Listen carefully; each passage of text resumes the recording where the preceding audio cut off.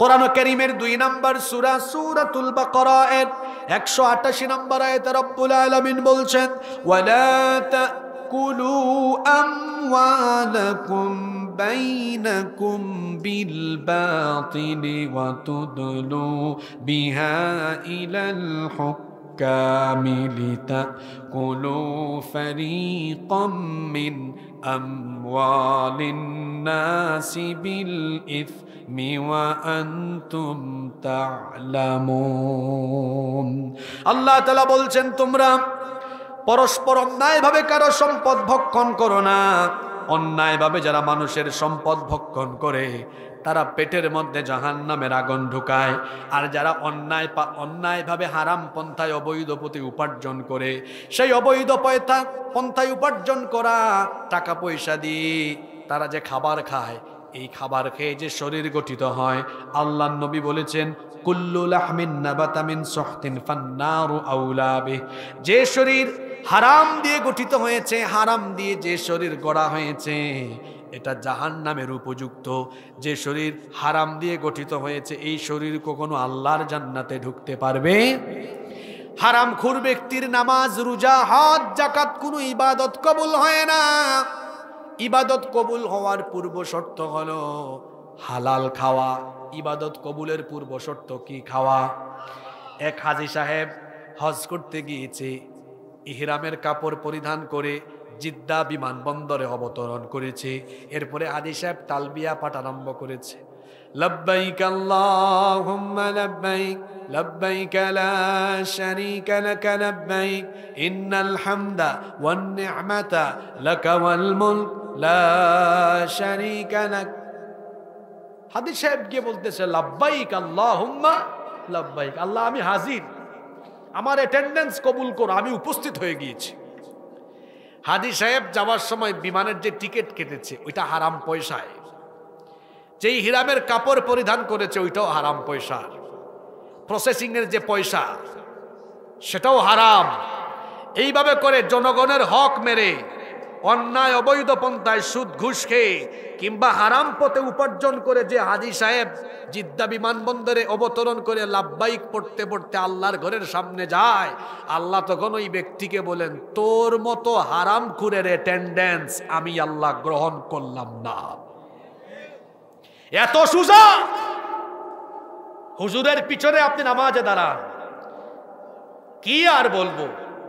বহু মসজিদ কমিটির সভাপতি, সেক্রেটারি আছে যারা সুদ ঘুষ চাঁদাবাজির সাথে সম্পৃক্ত আছে। আউযু বিল্লাহি মিনাশ শাইতানির রাজীম। বিসমিল্লাহির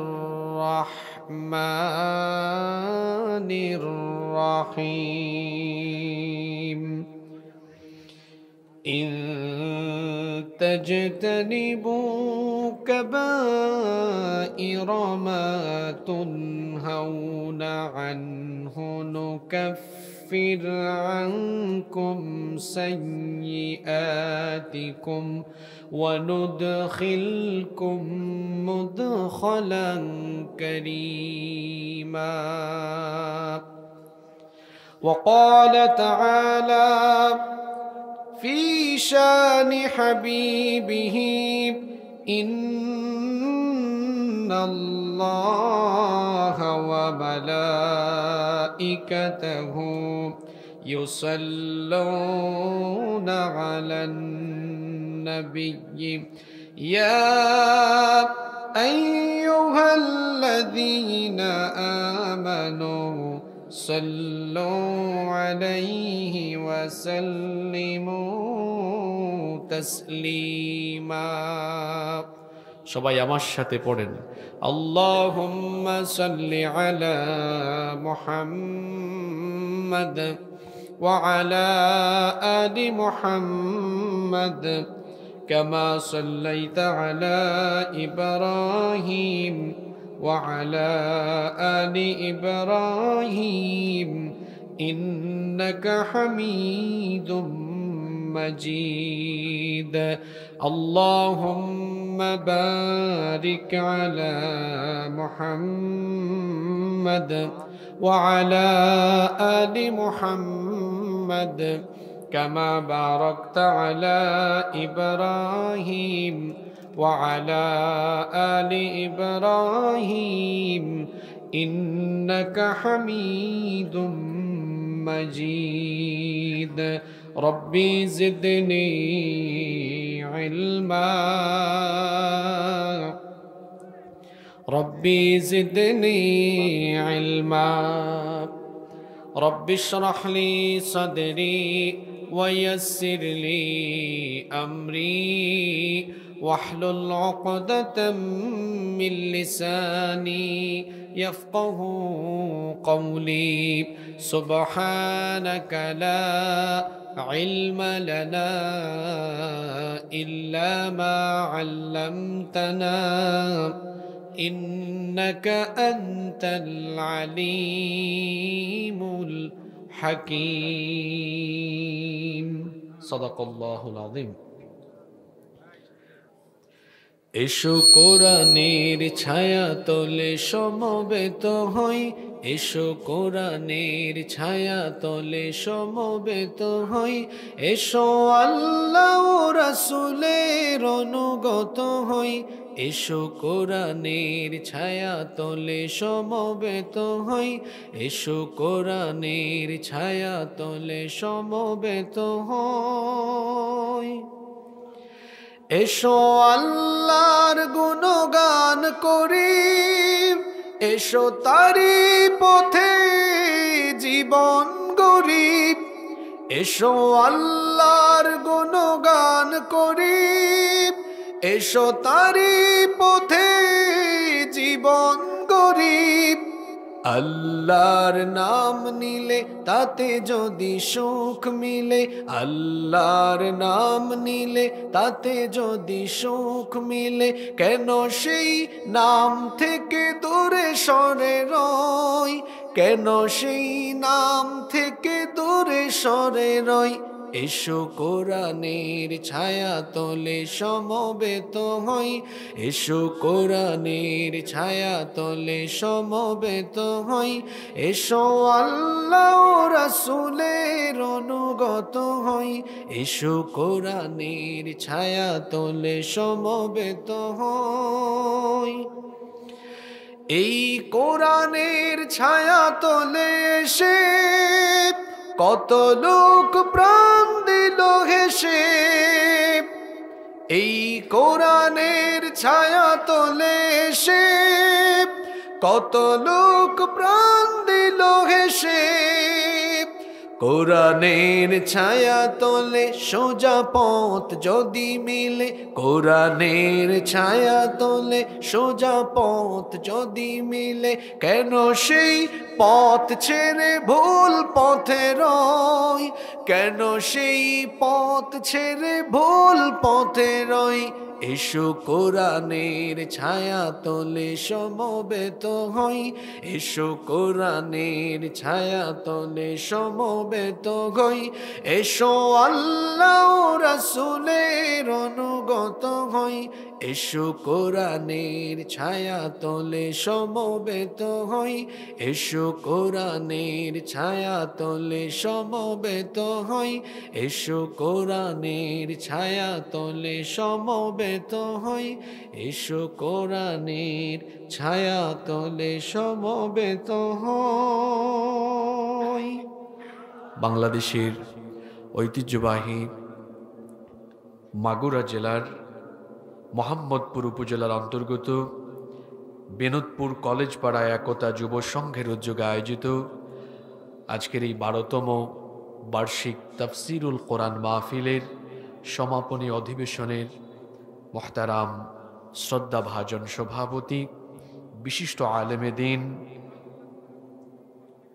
হাজী জনাব আলী হাফিজিয়া ও এতিমখানা মাদ্রাসার সম্মানিত মুহতামিম জনাব হাফিজ মাওলানা মাহাদি হাসান ফয়সাল আতালাল্লাহু উমরাহু ওয়া বারাকাল্লাহু ফি হায়াতিহি আমরা সবাই বলি আমিন। মাহফিল পরিচালনা করছেন হাফেজ সিরাজুল ইসলাম সাহেব। মাহফিলে বক্তব্য রেখেছেন হাফেজ কারি মাওলানা মুহাম্মদ বাহারুল ইসলাম। বক্তব্য রেখেছেন মাওলানা আব্দুল গফফার সাহেব হাফিজাহুমুল্লাহ ওয়া রাআহুম। আল্লাহ তাআলা তাদেরকে হায়াতান তাইয়্যিবাহ সিহহাতান কুল্লিয়া দান করেন, আমরা বলি আমিন। মাহফিলে উপস্থিত আমাদের মাথার তাজ শ্রদ্ধাভাজন উলামায়ে কেরাম, এসেছেন বিভিন্ন প্রতিষ্ঠানের আসাতিজায়ে কেরাম, এসেছেন বিভিন্ন মসজিদের খুতাবা এবং আইম্মায়ে কেরাম, আমার সামনে বসা পিতৃতুল্য সম্মানিত মুরব্বিয়ানে ইযাম, যুগে যুগে আল্লাহর জমিনে আল্লাহর দ্বীন প্রতিষ্ঠায় যারা অগ্রসেনানীর ভূমিকা পালন করেছেন, আমার কলিজার টুকরা প্রিয় যুবক, তরুণ এবং ছাত্র ভাইয়েরা, পর্দার অন্তরায় থেকে শ্রবণরতা সম্মানিতা মা এবং বোনেরা, উপস্থিত মিডিয়ার প্রিয় কর্মী এবং সাংবাদিক ভাইয়েরা, প্রশাসন এবং গোয়েন্দা সংস্থার সম্মানিত ভাইয়েরা, প্রিয় বিনোদপুর, মোহাম্মদপুর তথা আমার প্রিয় মাগুরাবাসী, আপনারা সবাই কেমন আছেন? আমাকেও আপনারা জিজ্ঞেস করেছেন, এজন্য আপনাদের প্রতি কৃতজ্ঞতা জ্ঞাপন করছি। আলহামদুলিল্লাহ আলা কুল্লি হাল ওয়া ফি কুল্লি মাকান। আলহামদুলিল্লাহ, মহান রব আমাকেও ভালো রেখেছেন, আমাদের সবাইকে সুস্থতার সাথে বাঁচিয়ে রেখে আজকের এই সুন্দর বরকতময় নান্দনিক এবং জান্নাতি এই আয়োজনে আমাদেরকে শামিল হওয়ার তৌফিক যিনি দান করেছেন, গলার আওয়াজ বড় করে সবাই বলেন তো তিনি কে? সেই মহান রবের জন্য হৃদয়ের সবটুকু ভালোবাসা, আবেগ, অনুভূতিকে উজাড় করে দিয়ে খুশি মনে প্রাণবন্ত আওয়াজে উচ্চ কণ্ঠে কালিমাতুশ শুকর আদায় করে আমরা সকলেই পড়ছি আলহামদুলিল্লাহ। সম্মানিত মোহাম্মদপুর তথা আমার প্রিয় মাগুরাবাসী, আমার প্রিয় মাতৃভূমি বাংলাদেশ একটি চরম ক্রান্তিকালীন মুহূর্ত এবং সংকটময় সময় এখন পার করছে। আপনারা জানেন, এই বাংলাদেশকে অস্থিতিশীল করে দেওয়ার জন্য, বাংলাদেশের শান্তি সম্প্রীতি নষ্ট করার জন্য একটি চক্র, একটি গোষ্ঠী বসে নেই, অনবরত তারা অপচেষ্টা চালিয়ে যাচ্ছে। আমরা বড় অবাক হচ্ছি, আমাদের এই দেশে যুগ যুগ ধরে মুসলমান, হিন্দু, বৌদ্ধ, খ্রিস্টান সকল ধর্মের মানুষ আমরা এখানে মিলেমিশে বসবাস করছি। সবাই যার যার ধর্ম এখানে নির্দ্বিধায় নিরাপদে পালন করে। আমরা কেউ কাউকে কোনো প্রকার বাধা বিপত্তি বা অন্তরায় সৃষ্টি করি না। কিন্তু এই বাংলাদেশে একটি চক্র আছে, এরা স্বাধীনতার পর থেকে বাংলাদেশে যারা মাইনরিটি আছে, আমি ওনাদেরকে মাইনরিটি বলি না, কারণ ওনাদের প্রথম পরিচয় তারা এই রাষ্ট্রের নাগরিক। আমি আমাদের অন্যান্য ধর্মাবলম্বী ভাই বোনদেরকে বলবো, কেন আপনারা নিজেদের পরিচয় সংখ্যালঘু বলেন?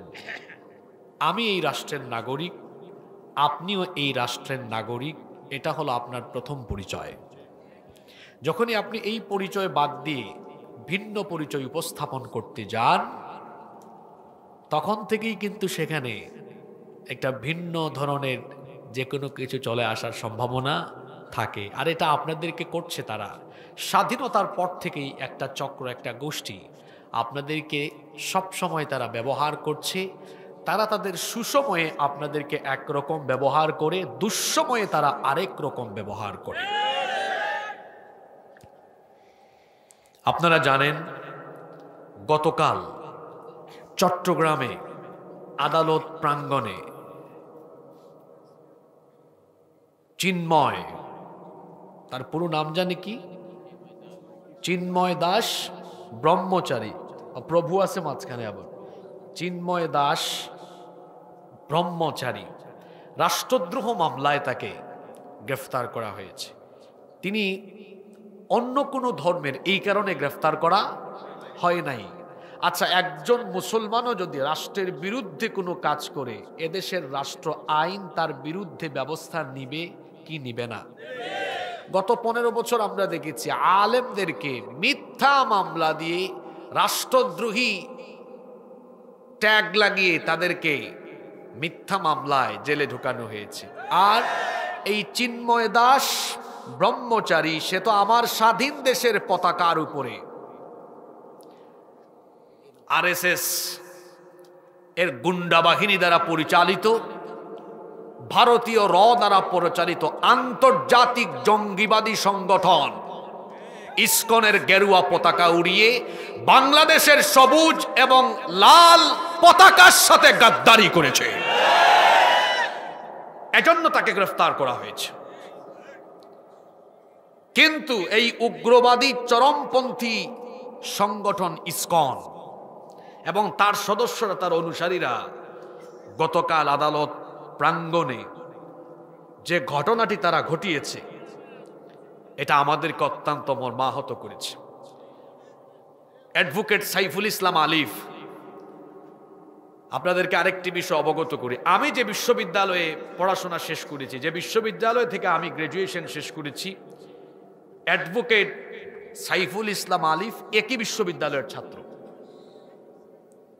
ল ডিপার্টমেন্ট থেকে পড়াশোনা শেষ করে এখন তিনি আইনজীবী এবং গত মাসেই এপিপি, অ্যাডিশনাল পাবলিক প্রসিকিউটর, অর্থাৎ রাষ্ট্রপক্ষের আইনজীবী হিসাবে তাকে নিয়োগ দেওয়া হয়েছে। যেহেতু এটা রাষ্ট্রদ্রোহ মামলা, এই চিন্ময় দাস ব্রহ্মচারীর বিরুদ্ধে রাষ্ট্রপক্ষের হয়ে শুনানিতে তিনি অংশগ্রহণ করেছেন। এই উগ্রবাদী চরমপন্থী ইসকনের সদস্যরা তাকে আদালত প্রাঙ্গণে পিটিয়ে পিটিয়ে, এমনকি তার ঘাড়ের মধ্যে কুপিয়ে কুপিয়ে নির্মমভাবে তাকে হত্যা করেছে। এখানে শেষ নয়, আদালত প্রাঙ্গণের মসজিদ তারা ভাঙচুর করেছে, মসজিদের মুসল্লিদের গায়ে তারা হাত তুলেছে। ইসকনের সদস্যদেরকে আমি হুঁশিয়ার করছি, এটা গুজরাট নয়, এটা বাংলাদেশ। গুজরাটে তোমাদের দাদা বাবুরা যে গুন্ডামি করেছে, যে মাস্তানি করেছে, এরকম গুন্ডামি মাস্তানি বাংলাদেশে করার দুঃসাহস দেখালে দাদা বাবুদের দেশে তোমাদেরকে পাঠিয়ে দেওয়া হবে। এটা গুজরাট নয়, এটা বাংলাদেশ, এটা মনে রাখতে হবে। আমাদের মাদ্রাসার ভাইরা, মাদ্রাসার শিক্ষক ছাত্ররা আপনাদের মন্দির পাহারা দিয়েছে, দেয় নাই?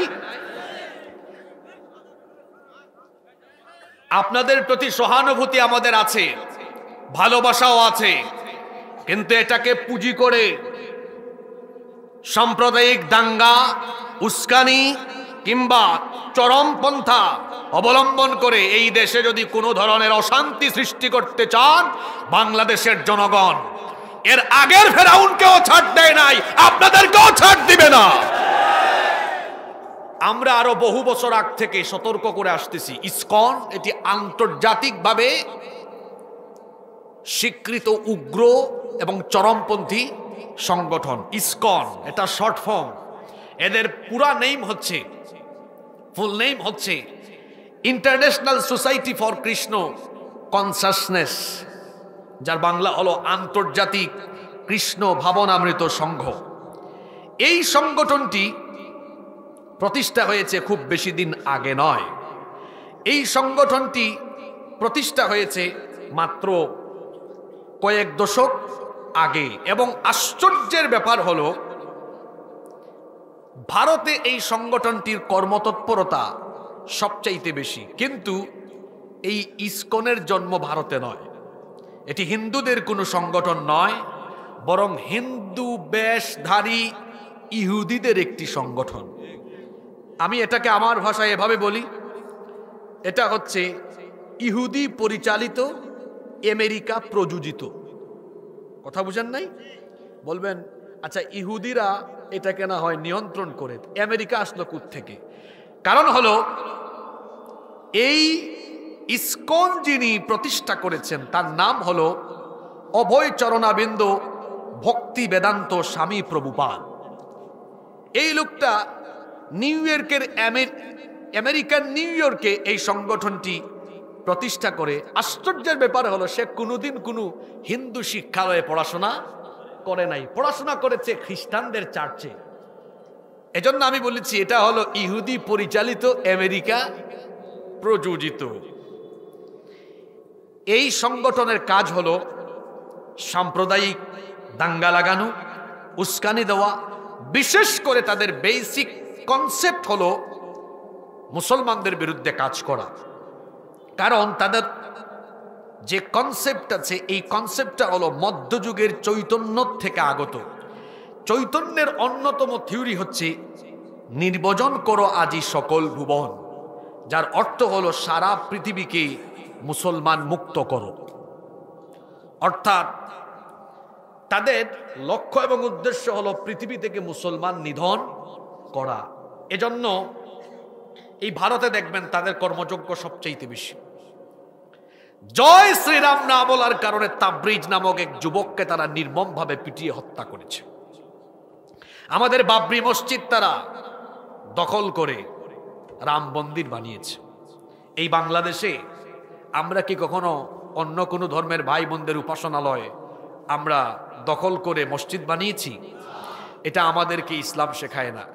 কিন্তু উগ্রবাদী এই সংগঠন ইসকন, তারা বিভিন্ন জায়গায় এ ধরনের কর্মযজ্ঞ অতীতে চালিয়েছে, এখনো তারা করছে। এমনকি সনাতনী হিন্দুদের জায়গা জমি ঘর বাড়ি দখলের অভিযোগ, তার পাশাপাশি যৌন নিপীড়নের অভিযোগও তাদের বিরুদ্ধে বিভিন্ন সময়ে রয়েছে।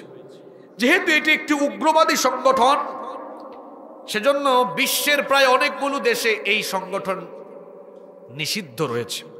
যেমন সোভিয়েত ইউনিয়ন, অর্থাৎ রাশিয়ার আগের নাম সোভিয়েত ইউনিয়ন, 70-এর দশকে 80-র দশকে সেখানে ইসকনকে নিষিদ্ধ করে দেওয়া হয়। তারপরে চীনে ইসকনের কর্মকাণ্ড নিষিদ্ধ, মালয়েশিয়াতে নিষিদ্ধ। এছাড়াও Afghanistan, Uzbekistan, Tajikistan, Kazakhstan, Turkmenistan সহ ইন্দোনেশিয়ার কিছু কিছু অঞ্চলে ইসকনের কর্মযজ্ঞ নিষিদ্ধ এবং এই সকল দেশে এরা কঠোর নজরদারিতে আছে। শুধুমাত্র ভারত, বাংলাদেশ, যুক্তরাজ্য, যুক্তরাষ্ট্র, ইউরোপ, আমেরিকার বেশ কয়েকটি দেশে এরা তাদের কর্মযজ্ঞ চালাচ্ছে। ইহুদিরা এদেরকে উপর থেকে নিয়ন্ত্রণ করে। ভারতের গৌতম আদানি, মুকেশ আম্বানি, এরা এদেরকে অর্থ দিয়ে বিভিন্ন সময় সহযোগিতা করে। বাংলাদেশের শান্তি সম্প্রীতি নষ্ট করার জন্য 5ই আগস্টের পরে এই ইসকন বহু অপচেষ্টা চালিয়ে যাচ্ছে। এর আগের যে ফেরাউনরা গেল, এই ফেরাউনরা তো বহু মানুষকে ঘর ছাড়া করেছে, আর আজকে তাদের উপরে এমন শাস্তি এসেছে, আল্লাহ এদেরকে দেশ ছাড়া করে দিয়েছেন। দেশের বাইরে গিয়েও তারা বসে নেই, দেশের বাইরে গিয়েও তারা বসে নেই। আমার দেশের শান্তি সম্প্রীতি নষ্ট করে, দেশকে অস্থিতিশীল করে গৃহযুদ্ধের দিকে ঠেলে দেওয়ার জন্য তারা বর্তমানে ইসকনকে ব্যবহার করছে। আমি আপনাদেরকে সহ সারা বাংলাদেশের মানুষকে বলবো, এদের পাতানো ফাঁদে পা দেওয়া যাবে না। গ্রামে গঞ্জে আপনারা যারা আছেন, আবেগের বশবর্তী হয়ে হিন্দুদের কোনো মন্দির, তাদের উপাসনালয় কিংবা কোনো হিন্দু ভাই বোনদের ঘর বাড়িতে বা তাদের গায়ে হাত তুলবেন না। কারণ এটাকে কেন্দ্র করে তারা ঘোলা পানিতে মাছ শিকার করার অপচেষ্টা করবে। যেহেতু গতকাল আদালত প্রাঙ্গণে যেটা হয়েছে, সেটা সরাসরি ইসকনের সদস্যরা রাষ্ট্রকে বুড়ি আঙ্গুল দেখিয়েছে। রাষ্ট্রকে যেহেতু বুড়া আঙ্গুল দেখিয়েছে, আমি আজকেও আমার ফেসবুক পেজে লিখেছি এ বিষয়ে দেশের মানুষ নয়, রাষ্ট্রকে এখন যুগান্তকারী সিদ্ধান্ত নিতে হবে। যেহেতু রাষ্ট্রের বিরুদ্ধে বুড়া আঙ্গুল দেখিয়ে দেশের আইন কানুনকে বৃদ্ধাঙ্গুলি দেখিয়ে আদালত চত্বরে এরকম ন্যাক্কারজনক হামলা ঘটিয়েছে, ইউনূস সাহেবের সরকারকে বলবো, পাশাপাশি সুপ্রিম কোর্টের প্রতি আমরা দৃষ্টি আকর্ষণ করব, এই ঘটনাকে কেন্দ্র করে ইসকনের কার্যক্রম গোটা বাংলাদেশে নিষিদ্ধ করে দিতে হবে। যদি ইসকনের কার্যক্রম গোটা বাংলাদেশে নিষিদ্ধ করে দেওয়া না হয়, 5ই আগস্টের আগে যেভাবে ছাত্র জনতা ঐক্যবদ্ধ হয়ে দেশের স্বার্থে ভূমিকা রেখেছে, যদি সরকার এই সিদ্ধান্ত নিতে দেরি করে, তাহলে ছাত্র জনতা আবার ঐক্যবদ্ধ হয়ে সরকারের বিরুদ্ধে ভূমিকা রাখতে বাধ্য হবে। আমরা সরকারকে বলবো, আমরা শান্ত থাকবো, স্থির থাকবো, আমরা কেউ বিশৃঙ্খলা ঘটাবো না।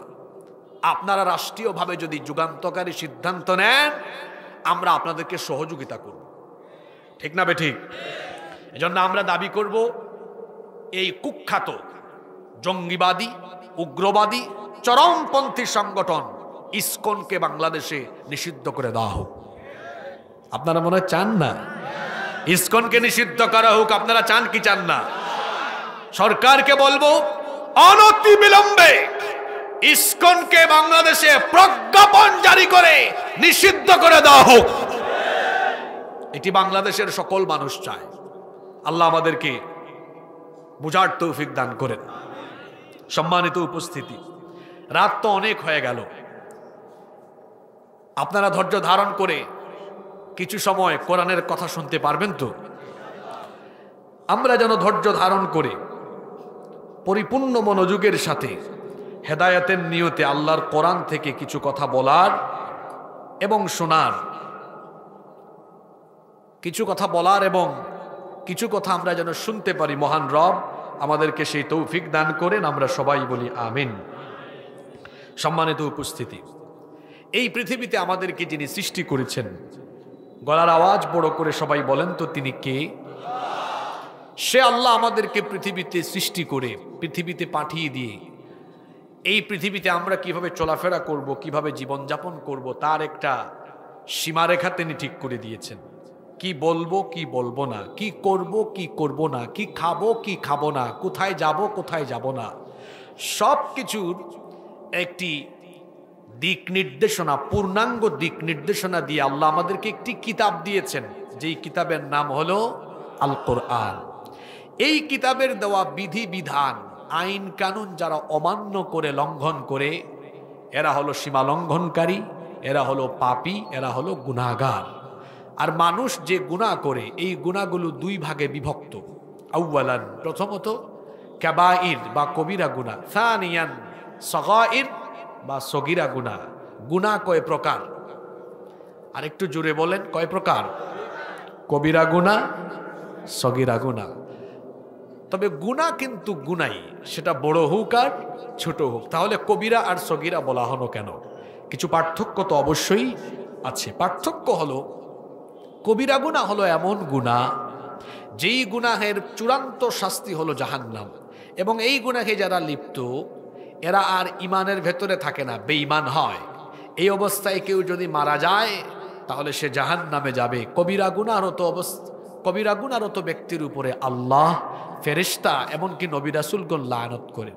সগীরা গুনাহ এটাও গুনাহ, কিন্তু সগীরা গুনাহের চূড়ান্ত শাস্তি জাহান্নাম নয়।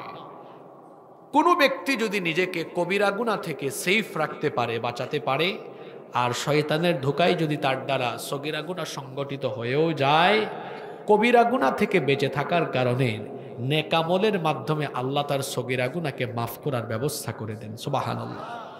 শর্ত হলো কি থেকে বাঁচতে হবে? কবিরা গুনাহ থেকে বাঁচতে হবে। এজন্য রব্বুল আলামিন কোরআনুল কারীমের ৪ নম্বর সূরা সূরাতুন নিসায়ের ৩১ নম্বর আয়াতে বলছেন, ইন তাজতানিবু কাবাইরা মা তুনহাউনা আনহু নুকাফির আনকুম সাইয়্যাতিকুম ওয়া নুদখিলকুম মুদখালান কারীমা। আল্লাহ তাআলা বলছেন, তোমাদেরকে যে সকল কবিরা গুনাহ থেকে নিষেধ করা হয়েছে, সেই সকল কবিরা গুনাহ থেকে যদি তোমরা বেঁচে থাকো, তাহলে তোমাদের দ্বারা যদি কোনো সগীরা গুনাহ সংগঠিত হয়েও যায়, কবিরা গুনাহ থেকে বেঁচে থাকার কারণে আমলের মাধ্যমে তোমাদের সগীরা গুনাহ যিনি মাফ করে দিবেন তিনি কি? কবিরা গুনাহ থেকে যদি বেঁচে থাকতে পারেন, তাহলে নেকামলের মাধ্যমে সগীরা গুনাহকে যিনি আমলনামা থেকে ডিলিট করে দিবেন তিনি কে? আচ্ছা, সগীরা গুনাহ নেকামল দিয়ে কিভাবে মাফ হয়? কয়েকটা হাদিস আপনাদেরকে শোনাই। এই যে আমরা যখন ওযু করি, ওযু হলো একটা অন্যতম গুরুত্বপূর্ণ নেকামল। এমনকি যে কোনো ইবাদতের আগে, আমরা নামাজের আগে, কোরআনে কারীম তেলাওয়াতের আগে আমরা ওযু করি। বান্দা যখন অজু করে, অজুর পানি দিয়ে সে যখন তার অঙ্গ প্রত্যঙ্গগুলো ধোয়া আরম্ভ করে, অজুর পানি অজুর অঙ্গ প্রত্যঙ্গ গড়িয়ে গড়িয়ে যখন পড়ে, অজুর পানির সাথে বান্দার সগীরা গুনাহগুলো তখন ঝরে পড়ে। কেউ যখন কুলি করার জন্য অজুর পানি মুখের ভেতরে ঢুকায়, তারপরে যখন অজুর পানি মুখ থেকে বের করে দেয়, মুখের সগীরা গুনাহগুলো তখন মুখ দিয়ে অজুর পানির সাথে বের হয়ে যায়। যখন মুখমণ্ডল ধৌত করে চোখের এবং মুখের সকল সগীরা গুনাহগুলো ঝরে পড়ে যায়। বান্দা যখন 2 হাত কনুই পর্যন্ত ধৌত করে, অজুর পানি যখন 2 হাত গড়িয়ে গড়িয়ে পড়ে, হাতের সগীরা গুনাহগুলো অজুর পানির সাথে ঝরে পড়ে। পা যখন ধৌত করে, পা দ্বারা সংগঠিত সগীরা গুনাহগুলো ঝরে পড়ে। এইভাবে করে নেক আমলের মাধ্যমে সগীরা গুনাহ মাফ পাওয়ার সম্ভাবনা আছে। আল্লাহর নবী আরো বলেছেন, বুখারী শরীফের হাদিস, আস-সালাওয়াতুল খামসু ওয়াল জুমআতু ইলাল জুমআতি কাফফারাতুল লিমা বাইনাহুন্না মা লাম তাগশিল কাবাইর। আল্লাহর নবী বলেছেন, যে ব্যক্তি প্রত্যেকদিন 5 ওয়াক্ত নামাজ যথাযথভাবে আদায় করে, এক জুমা থেকে নিয়ে পরবর্তী জুমা পর্যন্ত পুরো সপ্তাহের 5 ওয়াক্ত নামাজ যে ব্যক্তি যথাযথভাবে আদায় করে, 5 ওয়াক্ত নামাজ যথাযথভাবে আদায় করার কারণে তার সারা দিনের যত সগীরা গুনাহ হয়, 5 ওয়াক্ত নামাজের আমলের কারণে, এই নামাজের মাধ্যমে তার সারা দিনের সগীরা গুনাহগুলো মাফ হয়ে যায়। আবার দুরুদ হলো আরেকটি লাভজনক আমল। আল্লাহর নবী বলেছেন, মান সাল্লা আলাইয়া সালাতান ওয়াহিদাতান সাল্লাল্লাহু আলাইহি 10 সালাওয়াত। আল্লাহর নবী বলেছেন, যে ব্যক্তি আমার উপরে একবার দুরুদ পড়বে, আল্লাহ ওই ব্যক্তির উপরে 10 বার করে রহমত নাজিল করেন। ওয়া হুত্তাত আনহু 10 খাতিআত। যে ব্যক্তি আমার উপর একবার দুরুদ পড়ে, আল্লাহ তার আমলনামা ওপেন করে আমলনামা থেকে 10টা সগীরা গুনাহ ডিলিট করে দেন। এই হাদিসগুলো থেকে আমরা কি বুঝলাম? নেক আমলের মাধ্যমে সগীরা গুনাহ মাফ হয়ে যাবে, যদি কন্ডিশন হলো কবিরা গুনাহ থেকে বেঁচে থাকতে হবে।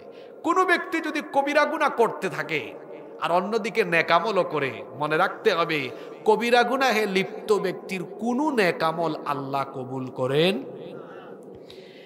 আমাদের সমাজে এমন বহু মানুষ আছে যারা একটানা অনবরত কবিরা গুনাহ প্রতিনিয়ত করছে, অন্যদিকে নামাজ মিস নাই, জিকির আজকার তাসবিহ টিপা মিস নাই, হজের সময় হজ বা বিভিন্ন সময়ে বছরে ওমরা করাও তার মিস নাই, আবার কবিরা গুনাহ চলছে। আপনারা কি বুঝতেছেন কথা? কিছু উদাহরণ, বাস্তবমুখী উদাহরণ দিয়ে বুঝাই। অনেক মানুষ আমাদের সমাজে দেখবেন 5 ওয়াক্তের নামাজি, আবার দেখবেন সমাজে সুদের যত কারবার আছে সব তার দ্বারা হয়।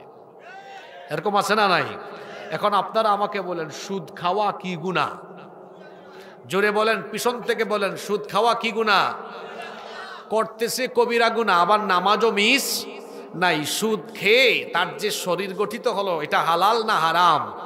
হারাম শরীর নিয়ে আসে নামাজে, রোজাও আদায় করে, আবার হজেও যায়, ওমরায়ও যায়। যে ব্যক্তি হারাম খেয়ে হারাম শরীর গঠন করে কবিরা গুনাহে লিপ্ত, তার নামাজ, রোজা, হজ, যাকাত কোনো ইবাদত আল্লাহর দরবারে কবুল হয় না। মানুষ হত্যা করা কি গুনাহ? কবিরা গুনাহ।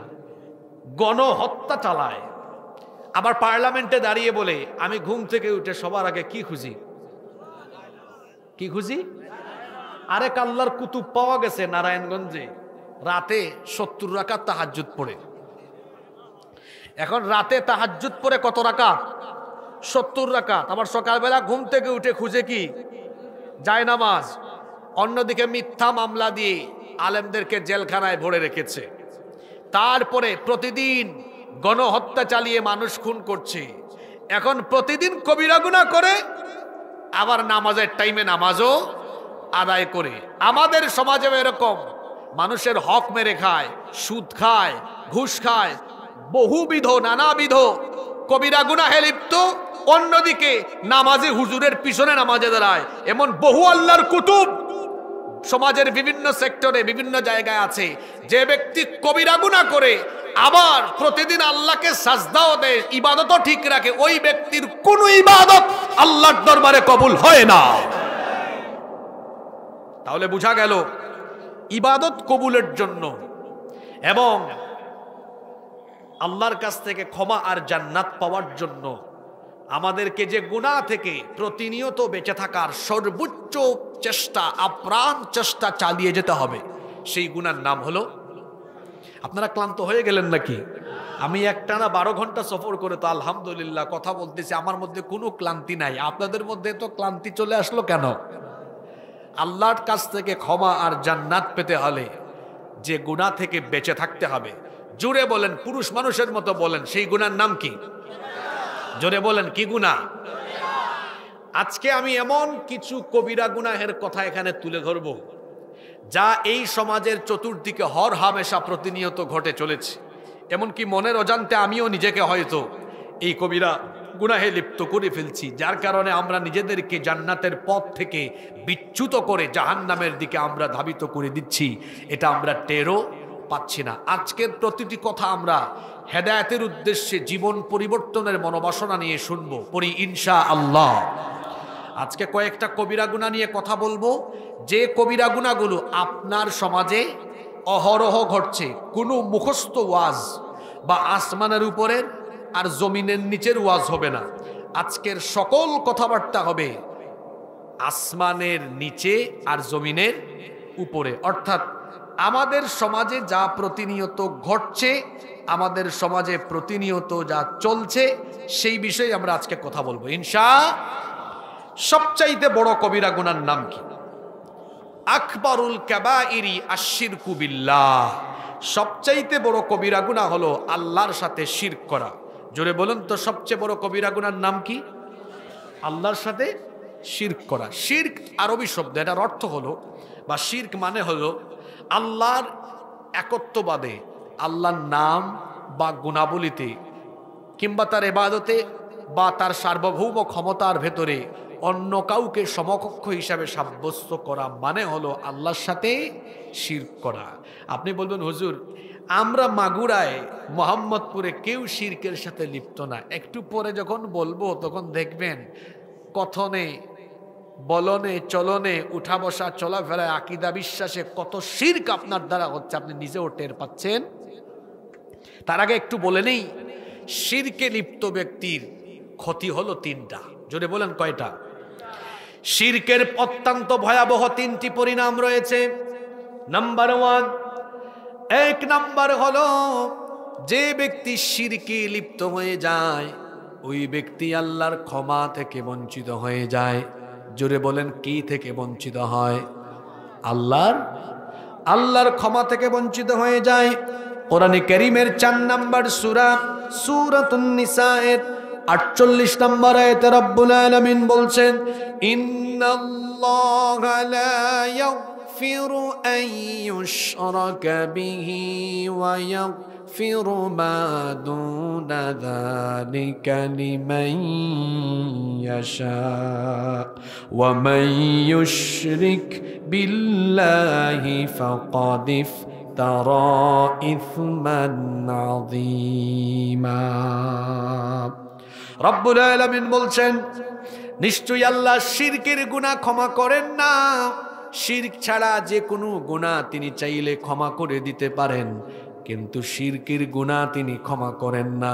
তার মানে হলো যে ব্যক্তি শিরকে নিমজ্জিত হয়, ওই ব্যক্তি আল্লাহর ক্ষমা থেকে বঞ্চিত হয়ে যায়। আর যে ব্যক্তি আল্লাহর ক্ষমা থেকে বঞ্চিত হয়ে যায়, সে আল্লাহর জান্নাত থেকে চিরতরে বঞ্চিত হয়ে যায়। নাম্বার 2, শিরকের ভয়াবহ দ্বিতীয় পরিণাম হলো যে ব্যক্তি শিরকের মতো ভয়াবহ কবিরা গুনাহে লিপ্ত হয়ে যায়, তার সকল নেক আমল যিনি বরবাদ করে দেন। পুরুষোচিত কণ্ঠে গলার আওয়াজ বড় করে বলেন, তিনি কে? কোরআনে কারীমের 39 নম্বর সূরা, সূরাতুজ জুমারের 65 নম্বর আয়াতে রব্বুল আলামিন বলছেন, ওয়ালাকাদ উহিয়া ইলাইকা ওয়া ইলাল্লাযীনা মিন قبلك لئن أشركت ليحبطن عملك ولتكونن من الخاسرين আমার হাবিব আমি আপনার উপরে এবং আপনার পূর্ববর্তী পয়গম্বরদের উপরে একই রকমের ওহী পাঠিয়েছি যদি তারা শিরকে লিপ্ত হয়ে যায় তাহলে তাদের আমলগুলোকে যিনি বাতিল করে দিবেন। গলার আওয়াজ বড় করে সবাই বলেন তিনি কি? 3 নম্বর ভয়াবহ পরিণাম হলো যে ব্যক্তি শিরকের সাথে লিপ্ত হয় সে ব্যক্তির জন্য আল্লাহর জান্নাত হারাম হয়ে যায়, জাহান্নাম তার জন্য অবধারিত হয়ে যায়। কোরআনে কারীমের 5 নম্বর সূরা সূরাতুল মাইদা এর 72 নম্বর আয়াতে রব্বুল আলামিন বলছেন, ইন্নাহু মান ইউশরিক বিল্লাহি ফাকাদ হারামাল্লাহু আলাইহিল জান্নাতা ওয়া মাওয়াহুন নার ওয়া মা লিয-যালিমিন মিন আনসার। নিশ্চয়ই যে ব্যক্তি আল্লাহর সাথে শিরক করে আল্লাহ তার জন্য জান্নাত হারাম করে দিয়েছেন, ওয়া মাওয়াহুন নার, এবং তার জন্য আল্লাহ জাহান্নামকে অবধারিত করে দিয়েছেন। ওয়া মা লিয-যালিমিন মিন আনসার, এবং তার জন্য কিয়ামতে কোনো সাহায্যকারী থাকবে না। এই আয়াতগুলোর আলোকে আমরা বুঝতে পারলাম যে ব্যক্তি শিরকে লিপ্ত হয়ে যায় তার জন্য 3টি ভয়াবহ পরিণাম রয়েছে। এবার দেখি ক্লাসের ভালো ছাত্রদেরকে আমরা ফাইন্ড আউট করে ফেলি। শিরকের ভয়াবহ 3টা পরিণামের কথা আমি বলেছি। 1 নাম্বার, যে ব্যক্তি শিরকে লিপ্ত সে কি থেকে বঞ্চিত? হ্যাঁ, এখন প্রমাণ হচ্ছে কারা ঝিমাই শোনে আর কারা কনসেন্ট্রেট আছে। কি থেকে বঞ্চিত? আল্লাহর ক্ষমা থেকে বঞ্চিত। 2 নাম্বার, যে ব্যক্তি শিরকে লিপ্ত তার কি বাতিল হয়ে যায়? নেক আমল বাতিল হয়ে যায়। 3 নাম্বার, যে ব্যক্তি শিরকে লিপ্ত তার জন্য কি হারাম? জান্নাত হারাম, আর তার জন্য ওয়াজিব হলো, আরো জোরে বলেন। আমার সমাজে প্রচলিত কিছু শিরকের কথা এখন আমি বলি কিভাবে শিরক হচ্ছে। আল্লাহ ছাড়া অন্য কারো গায়েবী ক্ষমতা আছে এটা বলা বা বিশ্বাস করা, এটা হলো আল্লাহর সাথে শিরক করা। জাদু টুনা বান মারার সাথে যারা সম্পৃক্ত হয়, আজকে দেখবেন একই পরিবারের সদস্য একজন আরেকজনকে জাদু টুনা বান মারা এ ধরনের আমলে সম্পৃক্ত হয়। এইরকম সমাজে আছে না নাই? জাদুবিদ্যা হলো শয়তানি বিদ্যা। জাদুবিদ্যা কিংবা বান মারায় সকল কাজে যারা লিপ্ত এদের ঈমান চলে যায়, এরা মুশরিক হয়ে যায়। আবার অনেক এলাকায় আছে জ্যোতিষীর কাছে, গণকের কাছে অনেকে হাত দেখায়। বিশেষ করে মহিলারা এই ক্ষেত্রে অনেকে গিয়ে জ্যোতিষীর কাছে যায়, গণকের কাছে যায়। যারা জ্যোতিষীর কাছে যায়, গণকের কাছে যায়, এদের কথা যারা বিশ্বাস করে এদের ঈমান থাকে না, এরা মুশরিক হয়ে যায়। তারপরে অনেকে আছে মাজার ধোয়া পানি পান করে, মাজারের পানিকে বরকতময় মনে করে, মাজারের মাটিকে বরকতময় মনে করে তাবিজ ঝুলায় লটকায় রাখে। অনেকে আছে মাজারে গিয়ে সাজদা দেয়, জীবিত পীর বা মৃত পীরকে সাজদা দেয়, মাজার তওয়াফ করে। এগুলো সব হলো শিরকি কাজ। আল্লাহ যেটা করতে পারেন, আল্লাহ যেটা দিতে পারেন, সেটা অন্য কেউ করতে পারে বা দিতে পারে এমনটা বিশ্বাস করা হলো আল্লাহর সাথে শিরক করা। আজ এই শিরক শুধু ব্যক্তি কেন্দ্রিক নয়, ব্যক্তি থেকে শুরু হয়ে পরিবার, পরিবার থেকে সমাজ, এমনকি রাষ্ট্রের সর্বোচ্চ লেভেলে আজকে শিরক ঢুকে গিয়েছে। রাষ্ট্রীয় পর্যায়ে আজকে শিরক হচ্ছে এবং জনগণকেও শিরকের মধ্যে বাধ্য করে দেওয়া হয়েছে কৌশলগতভাবে। শুনতেছেন আপনারা? আজকে রাষ্ট্রীয় পর্যায়ে, আপনার দেশের রাষ্ট্রীয় পর্যায়ে শিরক হয়। আর শিরকু ফিল ইবাদাহ, আল্লাহর ইবাদতের ক্ষেত্রে শিরক হচ্ছে। কিভাবে? আচ্ছা, হালাল হারামের ইখতিয়ার পৃথিবীর মানুষের না আল্লাহর?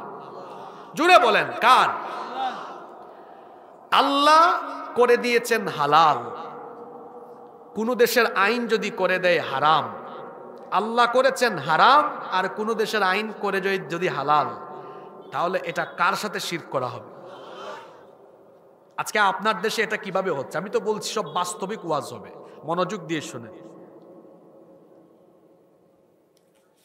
বিনোদপুরের 17 বছরের মুন্না, 15 বছরের মুন্নিকে যদি বিয়ে করে, এটা আপনাদের দেশের আইনে ভালো কাজ না অপরাধ?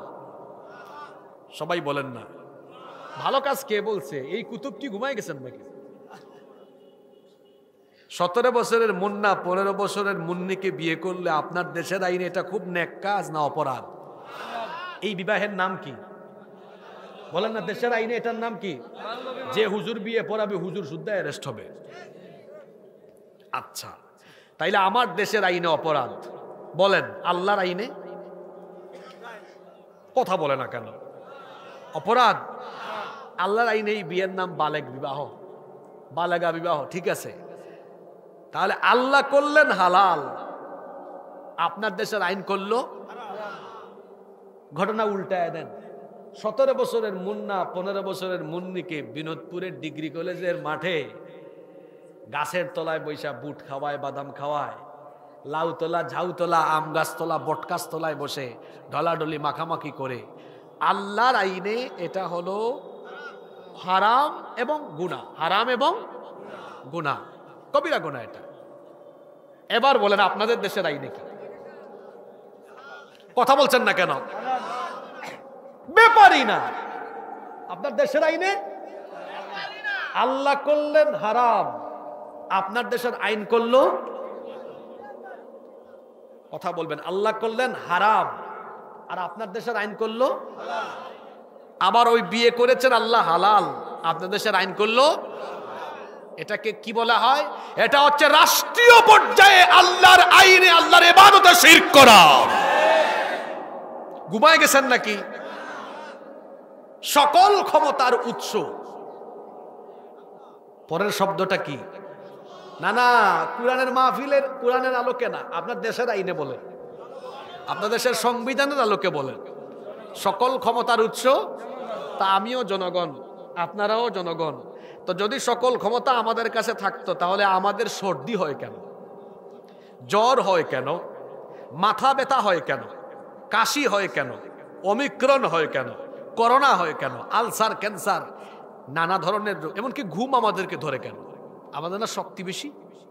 আমরা না সকল ক্ষমতার মালিক? 3.5 হাত বডির উপরেই যার নিয়ন্ত্রণ নাই, সে নাকি সকল ক্ষমতার মালিক। এটা হলো মারাত্মক কুফরি কথা, এটা হলো আল্লাহর সাথে শিরক করা। কারণ কোরআনে কারিমে আল্লাহ ক্ষমতার নামে সূরা দিয়েছেন, সূরার নাম হলো সূরাতু মুলক। এটা কোরআনের কত নম্বর সূরা? 67। কত নম্বর? এই সূরা শুরু হলো কিভাবে? রব্বুল আলামিন বলছেন, তাবারাকাল্লাযী বিয়াদিহিল মুলকু ওয়া হুয়া আলা কুল্লি শাইইন কাদির। বরকতময় সুমহান সেই সত্তা যার হাতে সকল ক্ষমতা, সকল ক্ষমতার মালিক যিনি। গলার আওয়াজ বড় করে বলেন তিনি কে? সব ক্ষমতার মালিক হলেন। আর ওরা বলে সকল ক্ষমতার মালিক। এটা হলো একটা পাম। পাম বুঝেন তো? আপনাদেরকে বাতাস দিয়া ফুলায়, কিসের ধান্দায়? ভোটের ধান্দায়। ভোট পাওয়ার পরে যখন তারা নিজেরা ক্ষমতা পাইল, এখন তারা ইলেকশনের আগে বলল সকল ক্ষমতার মালিক আপনারা, মানে জনগণ। তো সকল ক্ষমতার মালিক যদি আপনারাই হন, তাহলে তো তাদের যুক্তি অনুযায়ী হওয়ার কথা ছিল এইরকম, তো জনগণ চাইলে চেয়ারে থাকবে, না চাইলে চেয়ারে থাকবে না। এখন যেই জনগণকে ভোটের আগে ক্ষমতার মালিক বানালো বা বলল, এখন ক্ষমতায় যাওয়ার পরে জনগণ যদি বলে আমরা আপনাদেরকে চাই না, তখন বুঝবেন সকল ক্ষমতার মালিক কারে কয়। তখন তারা নিজেদেরকে ক্ষমতার সর্বোচ্চ জায়গায় মনে করে তারা ক্ষমতার অপব্যবহার করে জনগণের পয়সায় কেনা গুলি জনগণের বুকের উপরে ঢুকায় দিয়া জনগণের বুককে ঝাঁঝরা করে। এটাই হলো তাদের আসল চরিত্র। বুঝতেছেন এবার ব্যাপার? ইলেকশনের আগে হুজুরদের কাছে এসে দোয়া চায়, আর নির্বাচনের পরে আলেম উলামা দিয়ে জেলখানা ভরে ফেলে। আছে না নাই? এটা কাদের চরিত্র? সকল ক্ষমতার মালিক জনগণ যারা বলে, এটা হলো তাদের আসল চরিত্র। যারা বলবে সকল ক্ষমতার মালিক জনগণ, এদের ঈমান নাই। নতুন করে কালেমা পড়ে তওবা করে তাকে আবার তাকে মুসলমান হওয়া লাগবে। আপনার দেশের সংবিধানে কি আছে? সেকুলারিজম আছে। ধর্ম নিরপেক্ষ মতবাদ। এখানে হিন্দু, বৌদ্ধ, খ্রিস্টান, ইহুদি, মুসলমান সবাইকে দাঁড় করান, তাদেরকে জিজ্ঞেস করেন তারা তাদের ধর্মের পক্ষে না বিপক্ষে। সবাই তাদের ধর্মের পক্ষে। ধর্মের ব্যাপারে নিরপেক্ষ ভূমিকায় থাকে একমাত্র শয়তান। কে থাকে? শয়তানের কোনো ধর্ম নাই, শয়তানের কোনো কি নাই, ধর্ম নিরপেক্ষ মতবাদ। সেকুলারিজম এটা হচ্ছে শয়তানি মতবাদ, এটা হলো কুফরি মতবাদ। যারা এই ধর্ম নিরপেক্ষ মতবাদের কথা বলে বা বিশ্বাস করে, এরা হলো আল্লাহর জমিনে শয়তানের খলিফা। সংবিধানে যে অনুচ্ছেদে সেকুলারিজমের কথা বলা হয়েছে, সরকারকে আমরা বলবো যে সংবিধান সংস্কারে হাত দিলে সংবিধানের যে অনুচ্ছেদে ধর্ম নিরপেক্ষ মতবাদের কথা বলা আছে সেই লাইনটা কেটে দিয়ে এই ধর্ম নিরপেক্ষ মতবাদকে বাংলাদেশের সংবিধান থেকে বাতিল করে এই মতবাদকে বঙ্গোপসাগরে নিক্ষেপ করতে হবে। তাহলে বোঝা গেল শিরক এটা ব্যক্তি থেকে শুরু হয়ে রাষ্ট্র পর্যন্ত আমার দেশে আছে না নাই? আপনারা ঘুমাই গেলেন নাকি? জরুরি বহু কথা আছে তো। এবার আসেন, মাঝে মাঝে শয়তান খোঁচাই খোঁচাই কাদেরকে তুলে এখান থেকে? ক্লাসের ভালো ছাত্র কি ক্লাস শেষ হওয়ার আগে উঠে? জোরে বলেন। ক্লাসের ভালো ছাত্র ক্লাস শেষ হওয়ার আগে কখনো উঠে না। উঠে কারা? ফেল করা ছাত্র। কারা উঠে? তা আপনারা কি ফেল করা ছাত্র হতে চান নাকি? আমরা এখানে বসেছি, আমরা আল্লাহর কোরআন শুনতে বসেছি, আমরা পরিপূর্ণ শেষ করে তারপর এখান থেকে উঠব ইনশাআল্লাহ। 2 নাম্বার মারাত্মক কবিরা গুনাহ, ফরজ নামাজ ত্যাগ করা। ফরজ নামাজ কি করা? এইরকম কবিরা গুনাহ অবশ্য আমাদের মাগুরা মোহাম্মদপুরে নাই। জি, ওয়াজ শোনা হলো নফল, আর 5 ওয়াক্তের নামাজের জামাতে হাজির হওয়া, জোরে বলতে হবে, জোরে বলতে হবে। আপনি তো নফলে খুব এগিয়ে গো, আর ফরজে আপনারে পাওয়াই যায় না। এমনকি মাহফিলে আসার আগে এশার নামাজ আদায় করে আসে না, এমন বহু কুতুব আমার সামনে বসে আছে। আবার তারা কত ভদ্র ঠিক বলে স্বীকারও করে নিয়েছে। এবার আপনারা আমাকে বলেন, কিয়ামতের ময়দানে আল্লাহর সামনে সবাইকে দাঁড়াতে হবে, এ ব্যাপারে আপনাদের কোনো সন্দেহ আছে? জোরে বলেন, সন্দেহ আছে? কিয়ামতের ময়দানে আমরা সবাই আল্লাহর সামনে দাঁড়ানোর পরে আল্লাহ আমাদেরকে প্রথম যে প্রশ্ন করবেন সেই প্রশ্ন কিসের ব্যাপারে? জোরে বলেন, কিসের ব্যাপারে?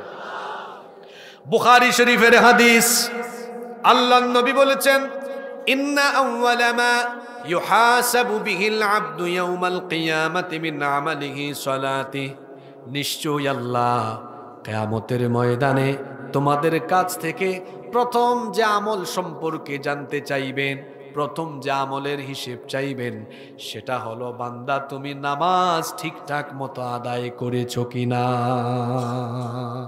প্রথম প্রশ্ন। আপনি যদি পৃথিবীতে বেনামাজি হন তাহলে প্রথম প্রশ্নে আপনি উত্তীর্ণ না অনুত্তীর্ণ? অনুত্তীর্ণ হয়ে গেলেন। আহা, নামাজের কোনো খবর নাই। শয়তান কোন সময় হাসে আর কোন সময় কাঁদে আল্লাহর নবী আমাদেরকে পরিষ্কার ভাষায় জানিয়ে দিয়েছেন। বান্দা যখন সাজদা দেয়, ইআতাযালাশ শাইতানু ফায়াবকি, হাদিসে এসেছে নবীজি বলেছেন ইআতাযালাশ শাইতানু ফায়াবকি, বান্দা যখন সাজদা দেয়, বান্দার সাজদা দেখে শয়তান দুঃখে যন্ত্রণায় কষ্টে তখন এক পাশে গিয়ে কান্না আরম্ভ করে কাঁদতে থাকে। আর যখন কোনো ব্যক্তি নামাজে না গিয়ে দুনিয়াবি কাজে ব্যস্ত থাকে, শয়তান তখন হাসতে থাকে, আনন্দে মাতোয়ারা হয়ে ওঠে। এখন আপনারা আমাকে বলেন তো দেখি, হাদিসটা তো মনোযোগ দিয়ে শুনলেন, পুনরাবৃত্তি করি কথাটা, আবারও বলি।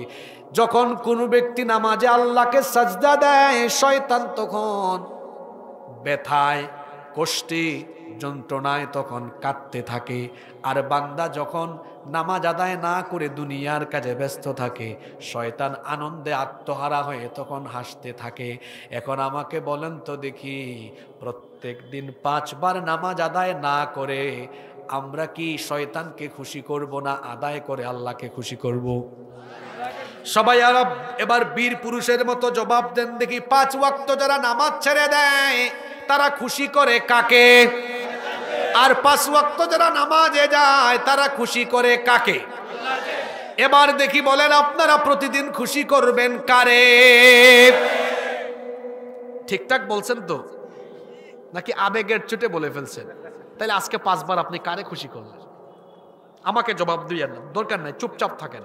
শুনেন, ওয়াজে বেশি চিল্লাইয়েন না, উপলব্ধির নিয়তে বসবেন।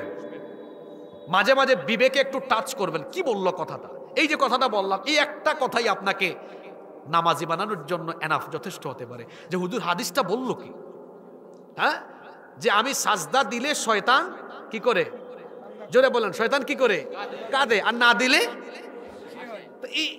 এটাই তো আপনাকে নামাজে আনার জন্য যথেষ্ট হতে পারে। আমি যদি বেনামাজি হই হাসবে কে?